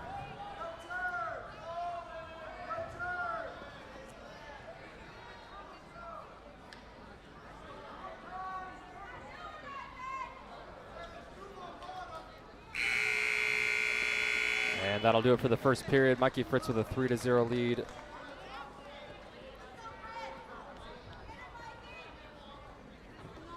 And if you're a coach, man, what are you telling your wrestler for Tahoma here? Elam Dunn, I think maybe he's in the top 16 of our rankings. But yeah, you can hear some of the coaches for Orting saying, "Hey, Mikey, we need some bonus points here." So everybody understands the assignment, but if you're Dunton, yeah, maybe just put in some legs. There you go.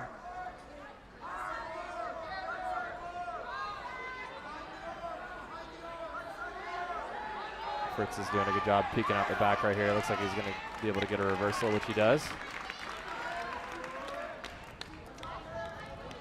But, again, still needs more points. He needs, at the very minimum, to get a tech fall, is what I believe here for the Orting Cardinals. We'll see when it's all said and done, what matches here are really going to determine the outcome of the duel in terms of team score. So tilt for Mikey Fritz. Looks like he might be holding on for a count, maybe a 2 count somewhere in there. Let's see what the ref's going to do. Looks like he's got 2 in the pocket, 2 near fall. So 7-0, Mikey Fritz. Halfway done with the match, so not on pace even for a tech yet.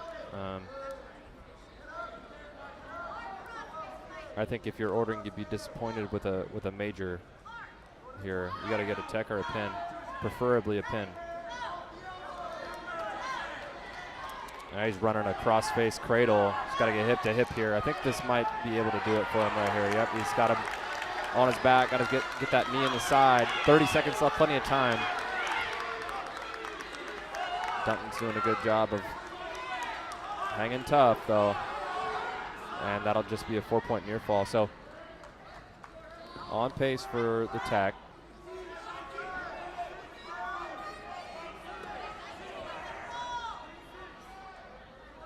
My clock's about a second or 2 behind here, so we're going to round out here in the second period. Head to the third with an 11-0 lead for Mikey Fritz of Orting. And he chooses top. I like that call. It gives you, let's see, it gives you more than one opportunity to, well, you're just starting in the position that you want here to get a fall. Obviously, we know that he needs it. And a 4-point near fall would get that done. But also, if you started down, we're looking at an escape and a takedown would have done that as well. So, got to get the fall here if you're Mikey Fritz for your team. And give credit to Elam Dunton for circling around, maybe scoring some points himself. Maybe here, let's see. Go Peterson here is what the coaches are saying. He's going to go Peterson, but that ain't great for a fall position, so we're calling no near fall. Still 11-0.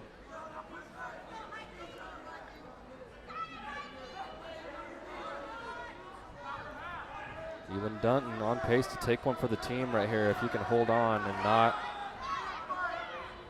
give the Cardinals what they want.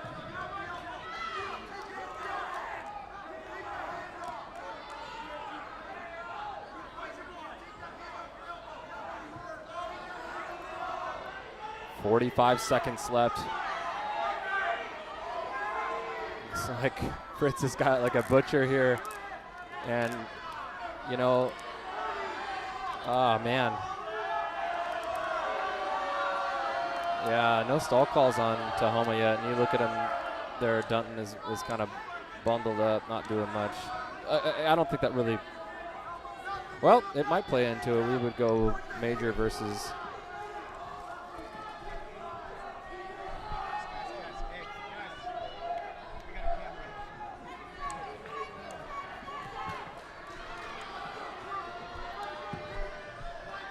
And that'll do it.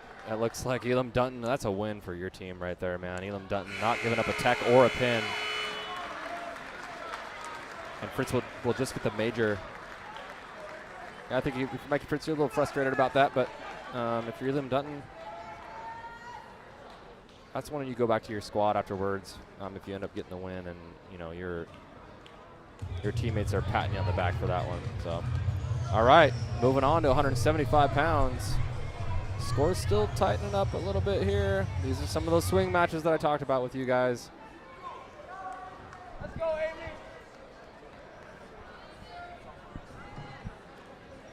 Looks like we're going to have Amos Voss, Let's go, Amy. who they call the people's champ for Orting.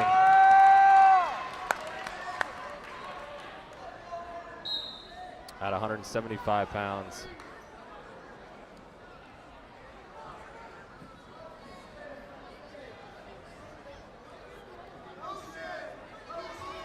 Tahoma with a 24-19 lead.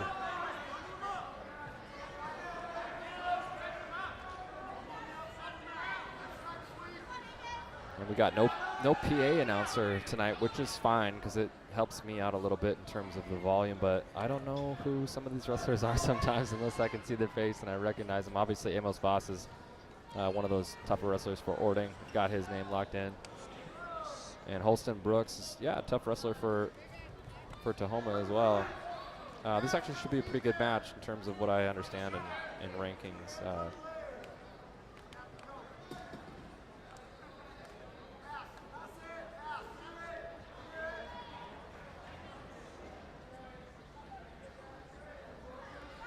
So 1 minute gone here in the first period. Holston Brooks up to Tahoma facing off against Amos Voss of Orting. This is just a matchup of two wrestlers that are built differently. All right. Oh, nice, like little double head slap, double attempt for Voss right in front of us here, but we go out of bounds. Holston Brooks, long, lanky, tall. Voss, low to the ground, stocky. Clash of styles here.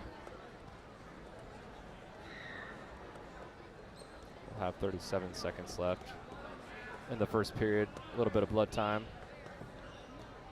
for Voss.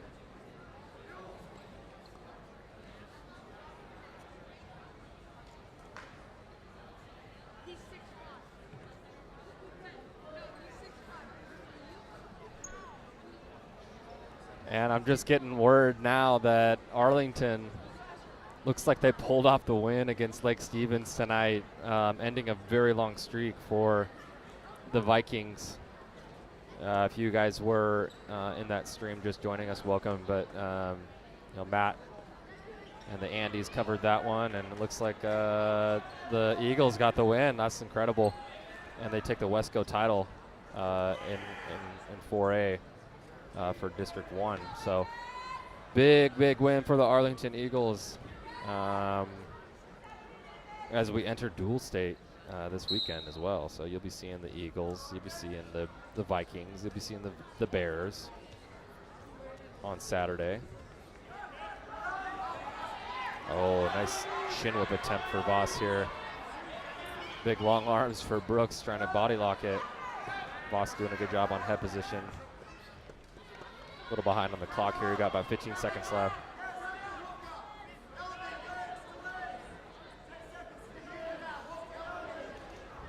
But a huge victory for the Arlington Eagles. Coach Johnny Gilbertson. Oh,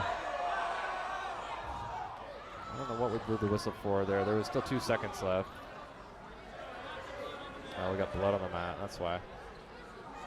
But still 0-0 on the score here. Once again, if you're just joining us from the Arlington Lake Stevens match, welcome. We're here at Orting High School, #1 2A ranked team in the state in terms of state tournament rankings, facing off against the #1 4A team in the state, the Tahoma Bears. And we started at 106 pounds tonight. We're at 175, so this match and 3 more will round out the night, but still anybody's match. 5-point lead in terms of team score for the Tahoma Bears.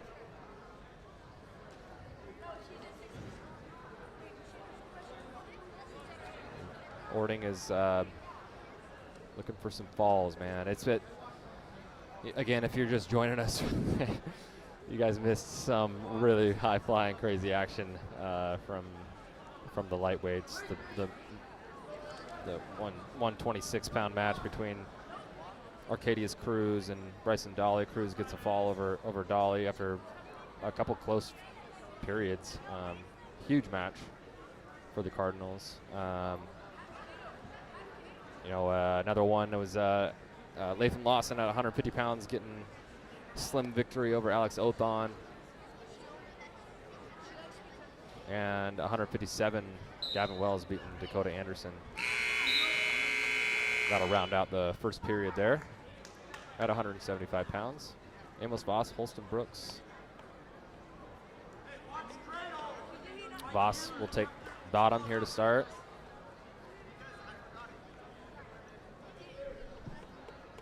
Interested to see how some of these positions go here with these wrestlers just being so different in terms of body style. Voss does a good job staying low to the ground, getting his hips up. At least got one, but looking for more. Holston Brooks done a good job circling her back around though and staying on top there. So more blood time, crazy. 1 minute, 38 seconds left. This training staff has been busy tonight.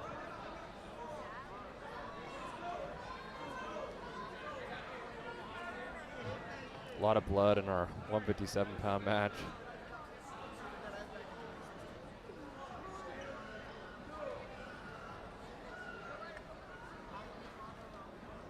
Hopefully we're getting some folks trickling in from the Lake Stevens, Arlington duel.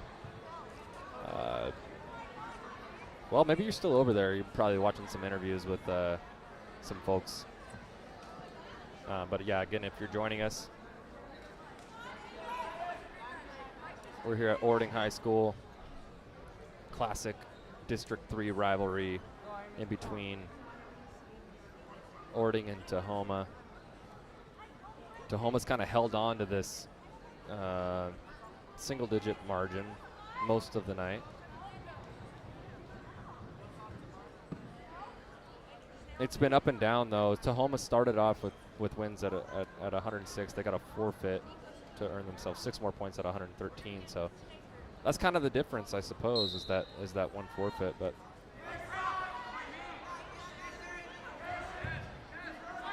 still anybody's dual meet here. Dunton getting drapey here over the top. Voss almost had an escape just not too long ago. Now he's back up to his feet. Looks like he's going to earn himself something there as he shoves Holston Brooks out of bounds. With 1 minute and 15 seconds left. The crowd's getting into it now a little bit here. Let's go. I love that. They call him the people's champ here. Amos Voss.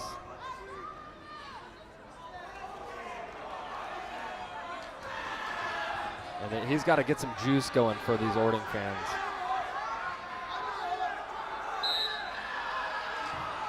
More blood time, man. We're just when the vibes get up a little bit, we got more blood time. Crazy. We're doing a good job cleaning the mat. I don't know if we're doing the best job of plugging noses, though. Like, let's Let's double up over there on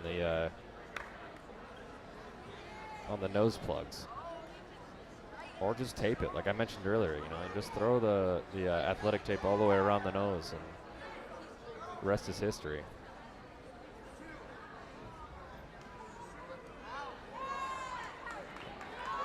Coach Feist, Coach Burnham.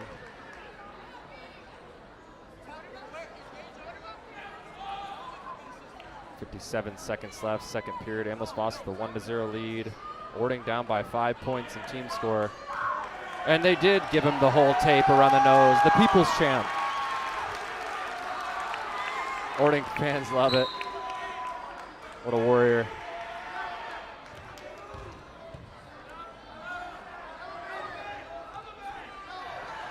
Voss with a seatbelt, trying to body lock it.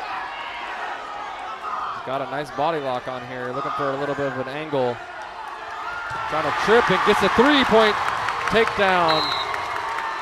And we got more blood time. Insane.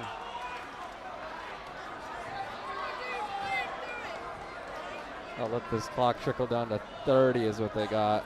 Oh man.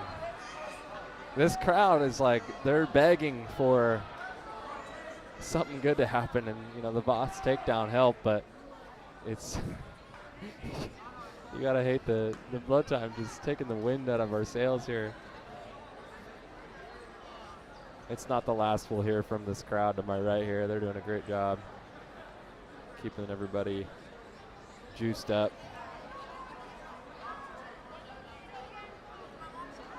So Voss with a 4-0 lead, 30 seconds left. He's gonna start on top after, you know what?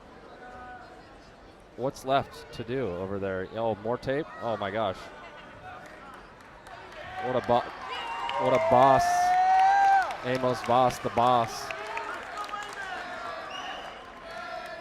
We got a little Amos chant going.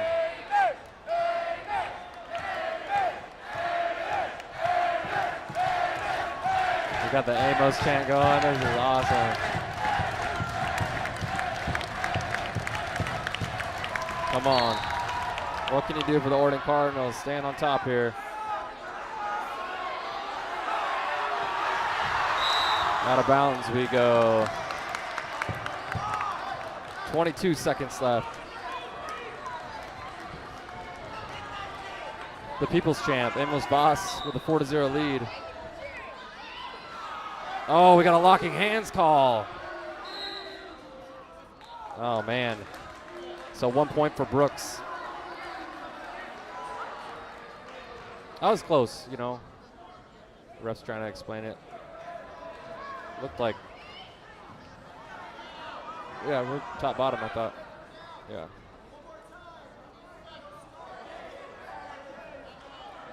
Yeah, Voss is gonna hopefully ride him out here. That's what he's gonna be looking to do here with 15 seconds left.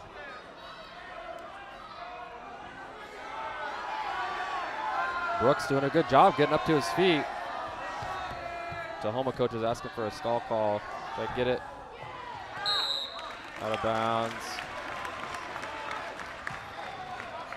1 second left.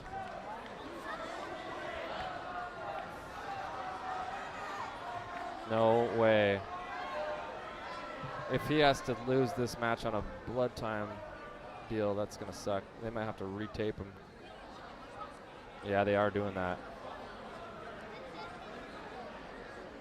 So we're going headgear off. Eventually, Amos Voss is going to look like King Tut, Return of the Mummy. And oh my gosh, crazy, man. That sucks, you know. I mean, you got to just breathe through your mouth. 1 second left here. Second period. And that'll do it for the second period. As we enter the third period, here at 175 pounds, Amos Voss with a 4-1 lead. Brooks chooses down. Voss is looking over to the coaches, asking for an optional start.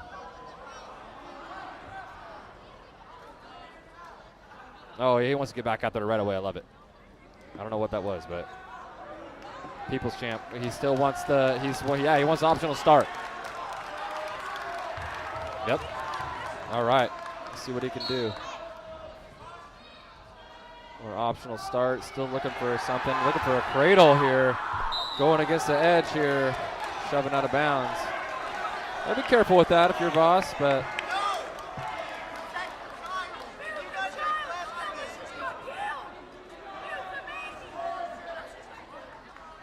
we got a caution on Voss. I guess he didn't show the ref his optional start. Now he's showing it to him. So we're looking for a little mat return action here, going against the edge. And now we got a stall warning on Voss. Yeah, I tend to agree with that. You can't just keep shoving him out of bounds. Crowd doesn't like it.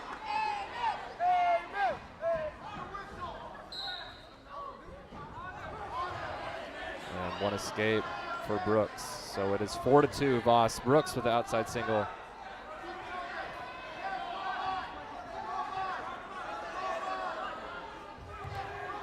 Shot attempt for Voss on the edge. And he runs him out of bounds.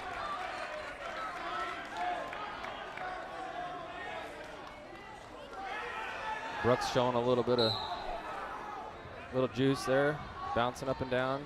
Obviously knows that he needs to get this match for his team to extend the lead for the Tahoma Bears.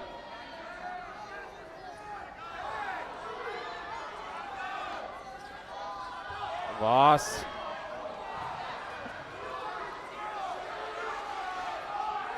Get my clock reset here. Shot attempt for Brooks. Good job fighting it off by Voss.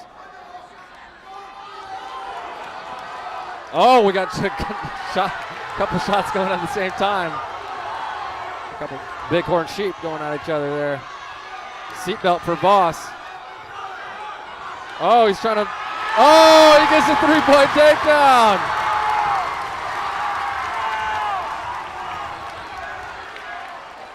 And the crowd's getting into it, y'all.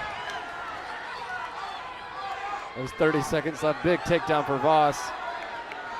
I know he was looking for more. The crowd was looking for a little bit more there. He's up 7-2. Still just a decision for Voss, but obviously going to be a huge win if he's able to get this here. Crowd loves it. 17 seconds left.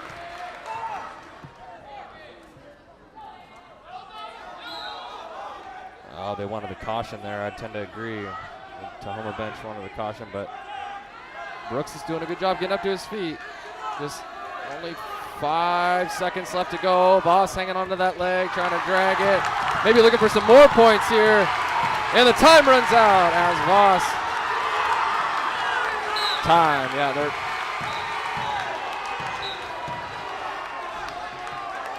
they said the ref didn't hear the whistle there, but Amos.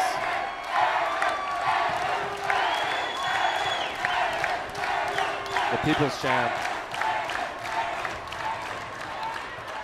They love Amos Voss here in Orting. That's awesome, man. So, 3-point takedown. I don't think there was any near fall awarded there. It's just going to be a decision win for Voss as they shake hands here. But that tightens things up, makes it 22-24 for Orting. Excuse me, for Tahoma, the lead over Orting. It's like when things get a little bit exciting and chippy and stuff. You got to be careful too. You know, don't cost yourself a team point or anything by getting too excited. But love that the crowd's back into this thing in a tight match. Orting fighting here now in the third to last match of the night.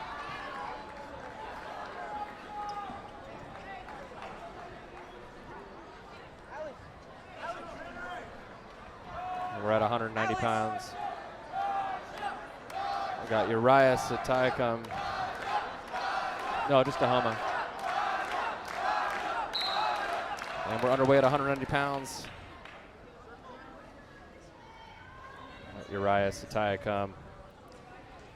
Still trying to get word of who reported at Tahoma for 190 here. This crowd's ready to explode. I hope my table doesn't turn over or something big happens here for Orting as he's in big deep on a double. And he gets a 3. Tahoma with a takedown early on here in the first period.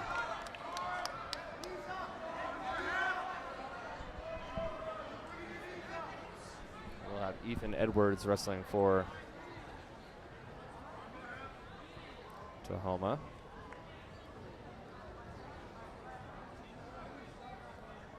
Tahoma with an early takedown. Even just a decision will give Orting the lead here, and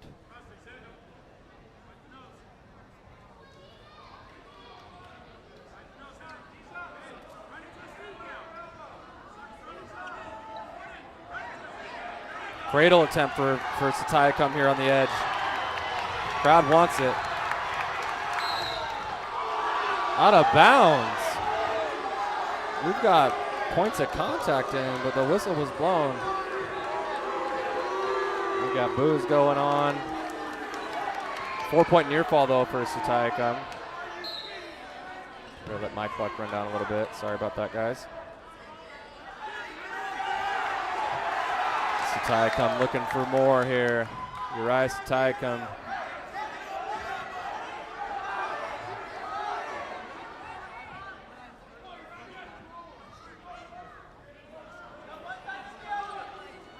.25 seconds left here in the first period. Tahoma with a 7-0 lead.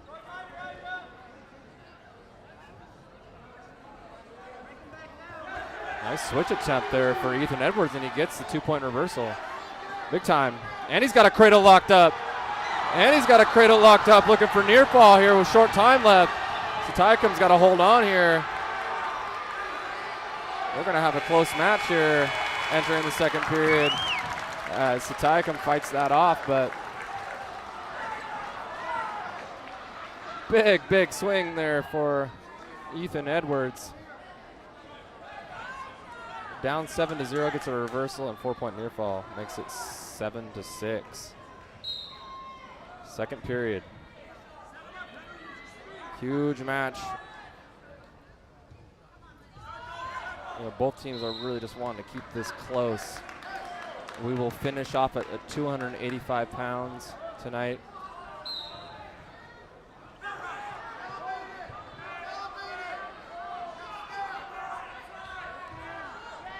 Oh, headlock attempt for Tahoma. No score. This crowd to my right, I swear you guys are going to flip my table if something big happens. It's going to be bad. So if we black out or something like that, you'll know why.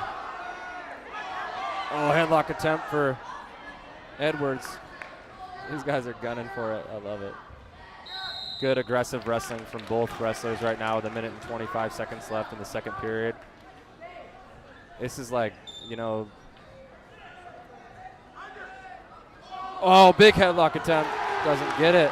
Ethan Edwards with a takedown. 9-7 now. Edwards with the lead over Tahoma. Switch attempt for Tahoma. He gets him on his back as well. Oh, doesn't secure it though. But it gets a reversal. Ties it up 9-9 now.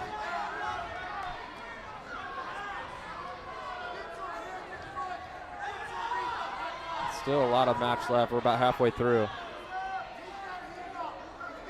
You feel like a fall's coming like at any moment right now though. Just the way these guys are wrestling. Especially the bigger weights, man. Like you get somebody on their back, like it's usually over, but armbar attempt here for Tahoma. He's running it. Edwards doing a good job posting out.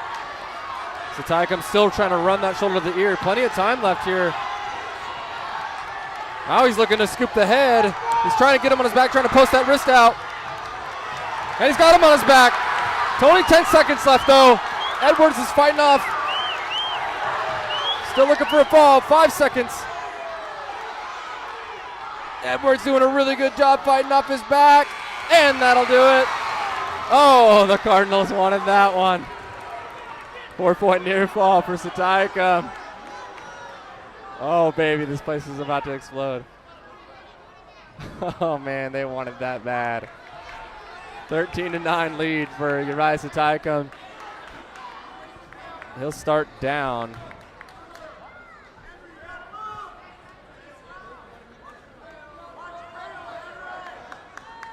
Oh boy.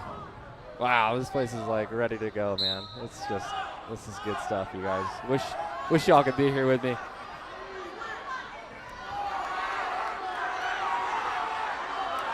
Oh, Edwards looking for a turn now. Sataycum's flat down on his back right now. Or on his belly, excuse me. Edwards is in great position right here. You know, Sataycum is not looking too promising here on bottom. Maybe even getting a little bit tired. But he does have a 4-point lead. And no stall calls against him. Edwards getting coached up over on the right side. You could probably hear Coach Feist right in his ear. Sataycum just got to stand up right here, right? Just get up is what the coach was saying. Oh, baby. He's got a deep arm bar now, Edwards does. Edwards has got a deep arm bar. This is not looking good for Sataycum. Edwards is running that shoulder to the ear. He's going over. If you're Sataycum, you got to get ready for a big roll through. Big roll through right here. Near fall for, there it is, a fall for Ethan Edwards. Huge win for Tahoma. Oh my goodness. Ethan Edwards. Now Orting has their hands full. Down by 8.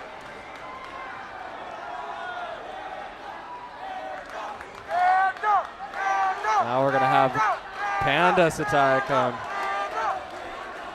Sataycum wrestlers all over the place here. 215 pounds. Jackson Panda Sataycum.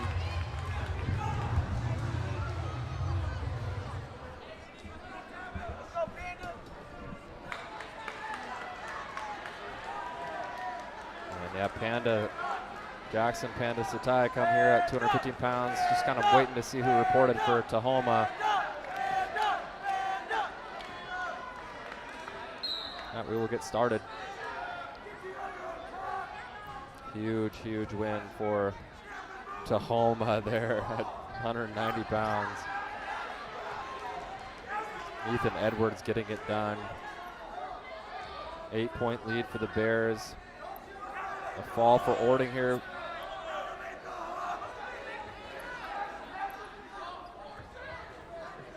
We'll have Taven Zinniger from Tahoma, who reported for the Bears at 215 pounds. Jackson Sataycum having a pretty good season at the 2A level, looking for a reshot attempt. Sataycum, I think he's a freshman, but getting some big wins against top-ranked wrestlers, kind of climbed his way up the rankings as a wrestler who wasn't at state last year. He's got the right last name. I know that. First time watching him here. First time watching Zinniger as well. Zinniger unranked in 4A.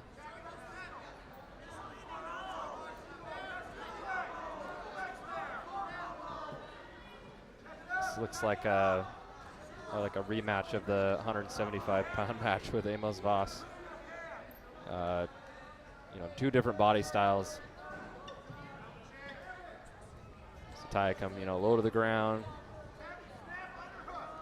Zinniger looks like he's carrying all 215 pounds. And what nice sweep single for Jackson Sataycum. Light on his feet for 215 pounds. Running him out of bounds. Got to be careful here.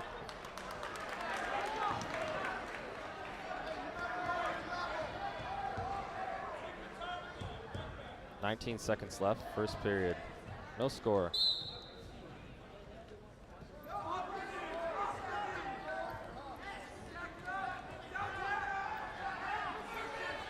Oh, knee pick attempt. Knee pick attempt there for Zinniger. Big time. Oh, Sataycum, what a wonderful job of fighting off his back there as time expires. But Tahoma gets a 3-point takedown, and a 2-point near fall is all that we got there. So 5-0 lead for Zinniger. What a beautiful knee pick by Taven Zinniger there.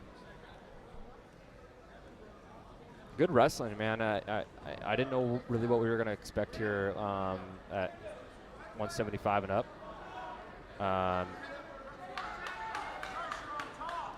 Like this looks like high level. I don't know what I should have expected, but I mean, honestly, great wrestling from some wrestlers who aren't as ranked as high as some of the ones we've seen before. But again, really great wrestling. Nice reshot attempt here for Satayakam. This will get you tired right here, though. Nice 2-point reversal for Zinniger. Zinniger coming out of nowhere here. I gotta do my research on this guy. He's really looked good here in this match.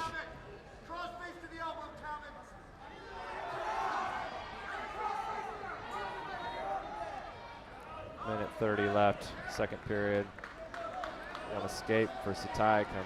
7-1 lead though for Zinniger, and a match that Orting cannot lose if they want to stay in this dual meet.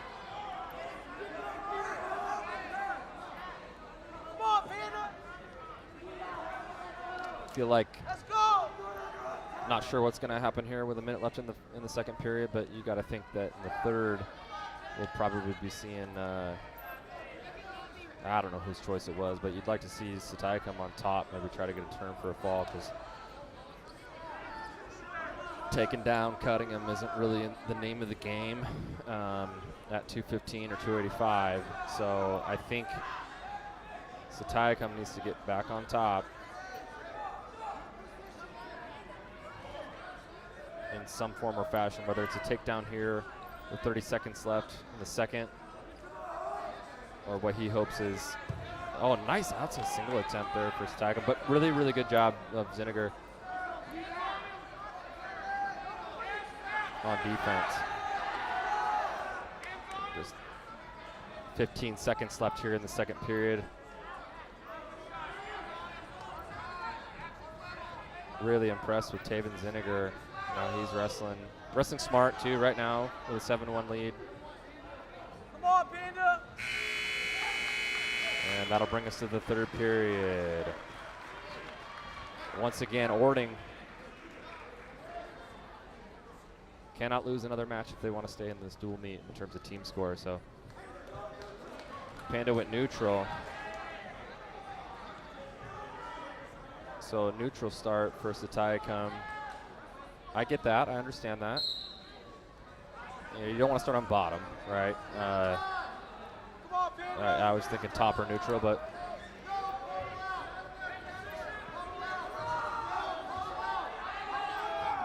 we'll see what happens. We'll see what Satayakam can do here. Another knee pick attempt for, oh my goodness, we're wrestling on the edge here. What do we got?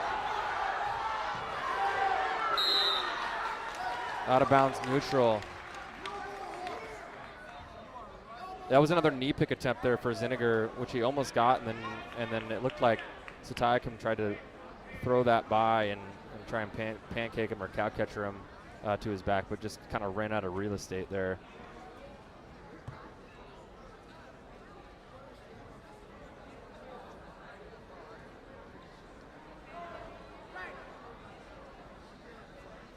And we have blood time for Satayakam here.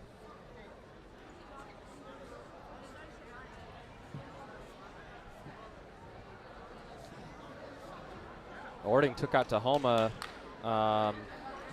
in Maple Valley last year pretty handedly. It wasn't coming down to the last couple matches like it is here tonight.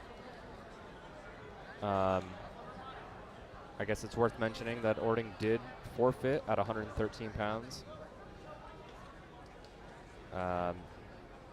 which, you know, probably could be a deciding factor in this dual meet, but we'll see.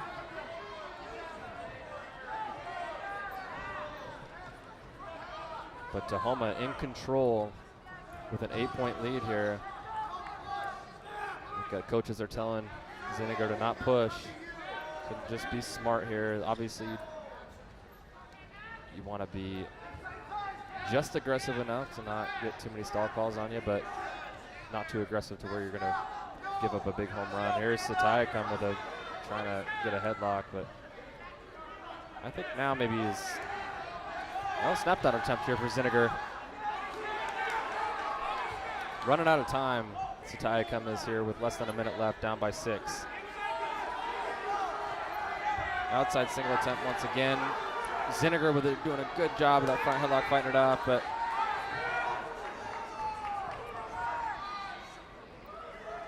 man, I really wanted to see this come down at 285 pounds. I'm not sure if it's going to happen. Zinniger is just probably going to be able to use these 30 seconds and stall this thing out.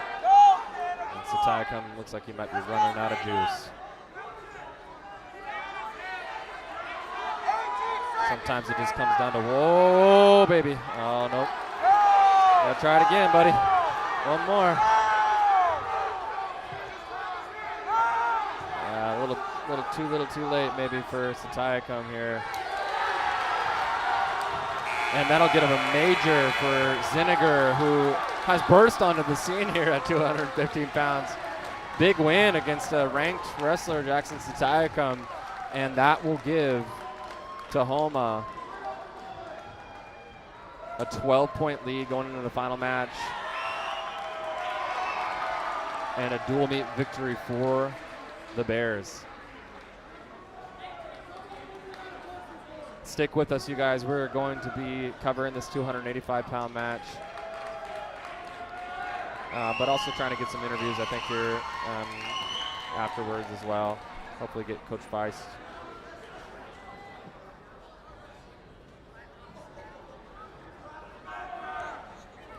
But let's welcome our wrestlers here and give them some love here at 285 pounds.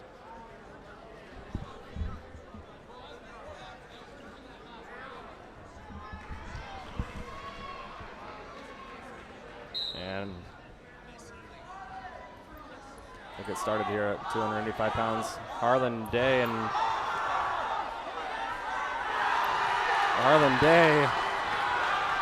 already on top here. Sorry, trying to get some names here, but Arlen Day looking for a fall early on here to just put the nail in the coffin even more for the Tahoma Bears. He gets a 3-point takedown and a 4-point near fall.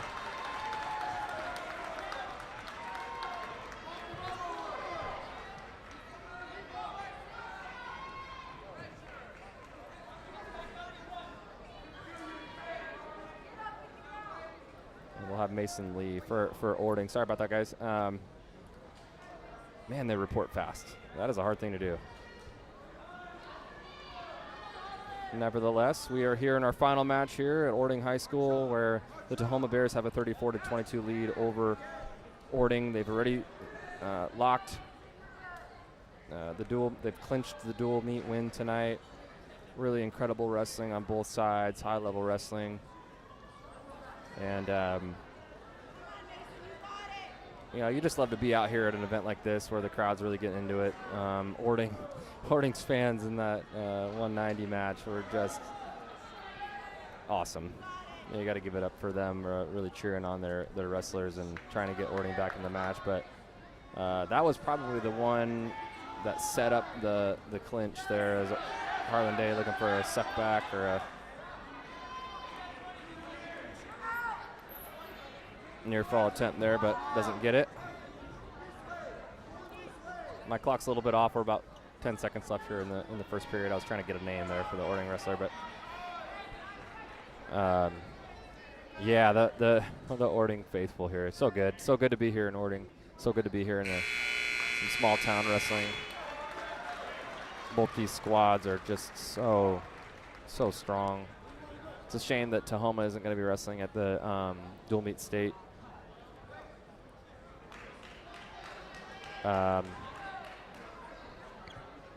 Maybe we'll ask Coach Feist why they're not doing it after we're done here, if you guys want to stick with us. But obviously they are tough, as Harlan Day is on top and almost like in a Saturday Night Ride. Looking a little bit too high here, though.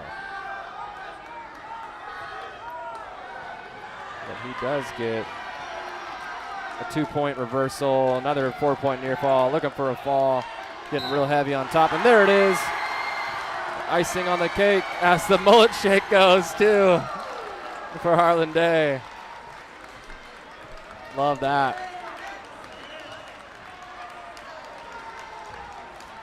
Great, Sally. Good sportsmanship, too. But that will do it. Tahoma gets another 6 points, makes it 40-22.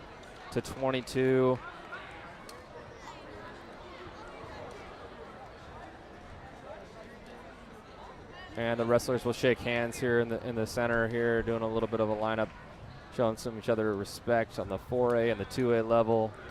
You got to love it, you guys. You got to love this rivalry that we have going. Excited to do it again next year.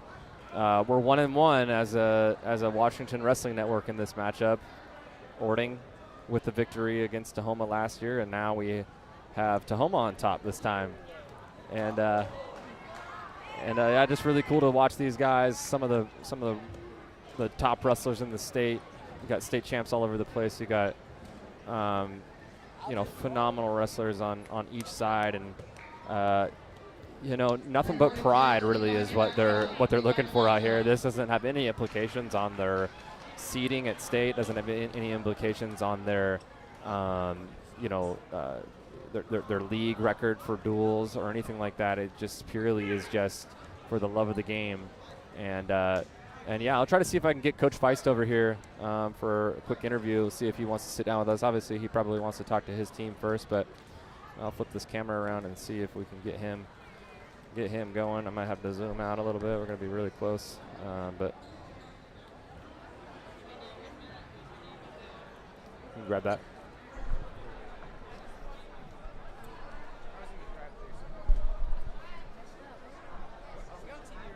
And hopefully, we can get Coach Feist on here. We got some time. You guys want to stick around with us? Now you can see my pretty face. Hop into the chat here. Arlington beat Lake Stevens. Yes, they did. That was awesome to hear about. That rivalry is kind of coming into fruition the last year or two, as Arlington has really propelled themselves onto the scene in the last 5 years or so, and now they are champions of Wesco. And these are what we live for, you guys, are these dual meets, and I hope that you guys had a fun time watching the Vikings and Eagles go at it, and now we get to cover a District 3 event as well, and watch these two teams from this area go at it as well. So looking forward to stacking our schedule as much as we can next year. Wanted to get to a little bit more this year, but we're still learning and growing and all that good stuff as we take a look at Coach Feist, who I waved over here for an interview, but he's got all his fans that he's got to talk to first. And but again, he's going to take a seat on the couch over here and get a picture. That's kind of like planting your flag, I suppose, on the opposing field, if you will, when you go and win on the gridiron. But now we got Coach Feist with us here, and friend of the podcast, friend of the network, and I'm going to hand you this mic. Keep it nice and close to you. Check. Does this work? Can you hear me? Yeah, Am I live? We can hear you. Can I say hi to my dad? Yeah, go ahead. Hey, Dad. I thought you were a big mom guy. Oh, bro, you got to love equal. He's spreading love all around. Hey, Coach, I want to talk about a lot of things. I want to talk about the bibs. I want to talk about the fit. But first off and foremost, talk about your squad tonight and how you guys performed and what you're taking away from tonight's match. What I just told those boys over there is there's no other place I want to be. We're in the mecca of Washington wrestling, O-Town. Shout out to O-Town, amazing wrestling, amazing community. You want a great high school duel, come to Orting. They go all out. The stands are packed. The kids are friggin' tough. There's some like 90-year-old guy with 2 teeth screaming at me in the corner, and a chicken ran by my leg over here, and like the whole thing was just out of sight, right? And like the legacy that comes out of this place. You know what I'm saying? Like you go into the weigh-in room or look behind you at these individual champions wall, and there's greatness for decades coming from this school. Like that's just what it is. And so going into this duel, we knew, like, we talk about our recipe for success before every match, and it's different depending on who we're taking on. Tonight we needed grit, we needed sportsmanship, we needed belief, and we needed our family. Right? Those 4 things. If we can make those 4 things happen, combined with maximum effort, doesn't matter what the score is. This is a non-league duel. This is a this is a friendly, right? Like, we're coming here, they come to us. We're getting tuned up for postseason. Like this isn't the end game.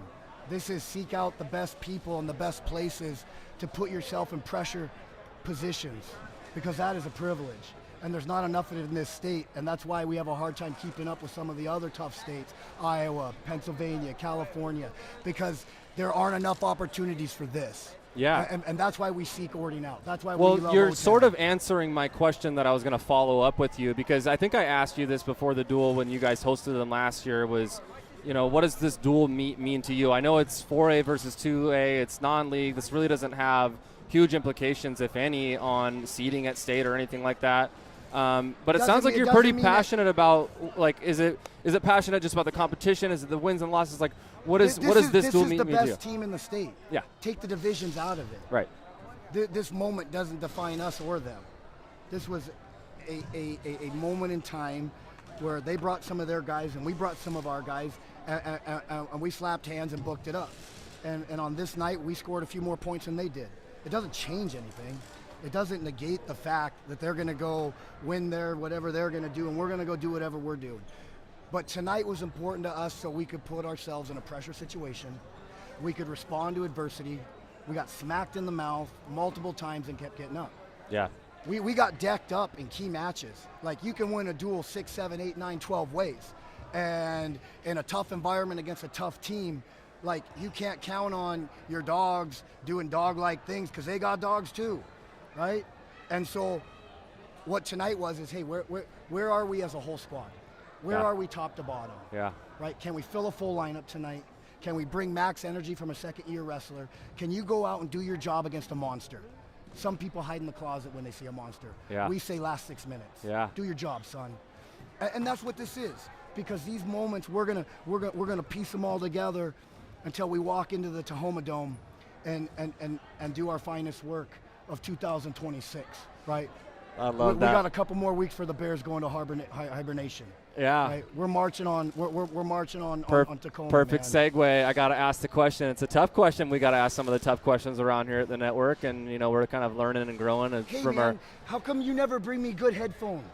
Oh, you always got the cool headphones. Is the Venmo QR code still? No, it's not on here still. Maybe Will you guys it is, but please Venmo these guys some cash? Every time they interview me, they give me the shady mic. He gets the cool Jedi headphones. I'm really getting tired of this, man. I donated $2 last time. Hey, where's the money really going, Coach? The passion is much appreciated. There's only so much we can do. Next time we'll probably try and get you a headset. Teasing. Hey, you tell you what. You're trying to dodge my tough question right here. You send me the Amazon link, and I'm buying the headphones. You heard it here first. I'm buying the headphones. You heard it here first. Okay, I'm going to ask you the tough question. We got acquainted with the WS Washington State Wrestling Coaches Association for Dual State this year. You guys aren't going. No. What the heck is that all about? Why do we got to go to that? You tell me.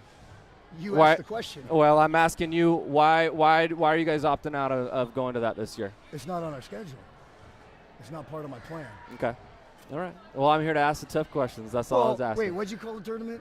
Dual Meet State. It's going to be on the Saturday. You might still be able to answer. I don't know. I make a phone call. You know what? I don't know. We don't put it on. We try to answer questions for the people. Is Reno really the World's tournament?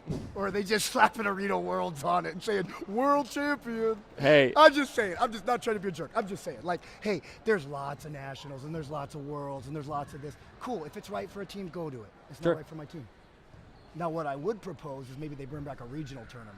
I would go to that. Okay. I would go to a regional qualifier with a 16-man bracket and, why we combined regionals with state to do this 32-man bracket and have lots of people there and cram it in so many days and water it down. I don't know, but I don't agree with it. Yeah, I'm gonna let those guys go get banged up.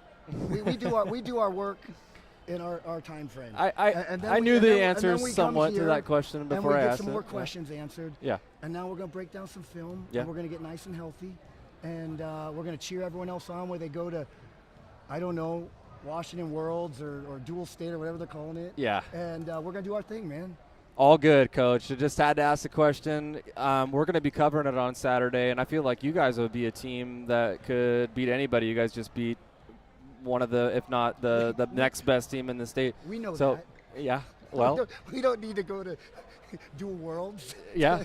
To prove anything. We're doing our thing, man. So what's the next couple weeks look like for you guys then? Do you guys have any tournaments left, or are we doing anything else to get ready for state other than just districts obviously? But oh God, we're gonna get back in the room. Getting back in the room, back to the lab. Yeah, man. Yeah. Like start breaking some things down and. Any takeaways from tonight that you guys want to work on? We got to get a hand off an elbow, right? We gotta make magic happen on bottom because right now like we're like it's just not good.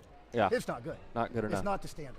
Yeah. And we got 3 weeks to get the standard. Yeah. And that's a scary thing because I got some real good coaches in the room. Yeah. Some real tough kids. Well, it's a opportunity like this that you get to go back to the drawing board and work on it. And in fact, you could go to our YouTube, Coach, and pull up some film of tonight's match, hopefully, and maybe look at that. I don't know what you guys do. Maybe you guys do your own film. We got enough notes on tonight. Only film I'm going to break down is Dual Team Worlds. You know what I'm saying? See what they got going on. Hey, man, this is good practice for me too. As a media member and as a journalist, I don't have any skin in the game. I just ask the questions. So, but man, it's really cool, man. We're excited. Are we going to do this back at Tahoma next year? I hope so.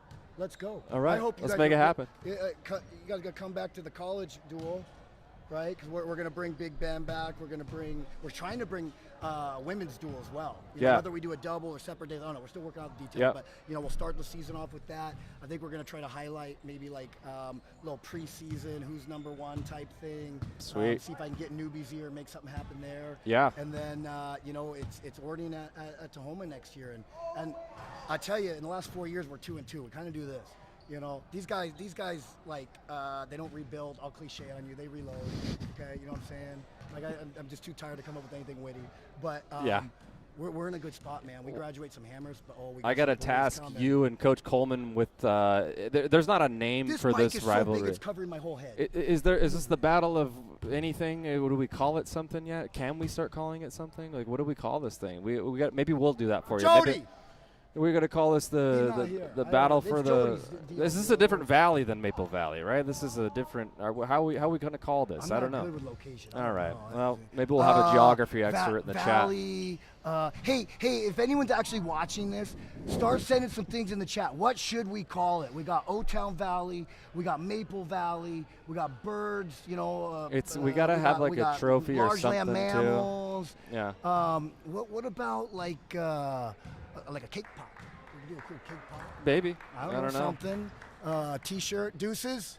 Yeah, there's Boomer. Boomtown, dude. I love you. He's he is shy. He's good people. All right, he is That's good people. That's my best friend. He's good people. I know he is. Yeah. Hey, Coach Weiss, man, just appreciate you again as always. You didn't host us this time, but you hosted us at the College Duel, and we're excited to go back again next year and run this thing back. And I guess we'll see you at state. Does anyone see my 4-year-old? All right, he's got to go. I gotta go. All right. Well, that's Coach Weiss, you guys. Appreciate you guys all joining us once again. Thank you to Spencer, my only partner here tonight, who has helped me out so graciously. We're going to wrap this thing up, you guys, and hopefully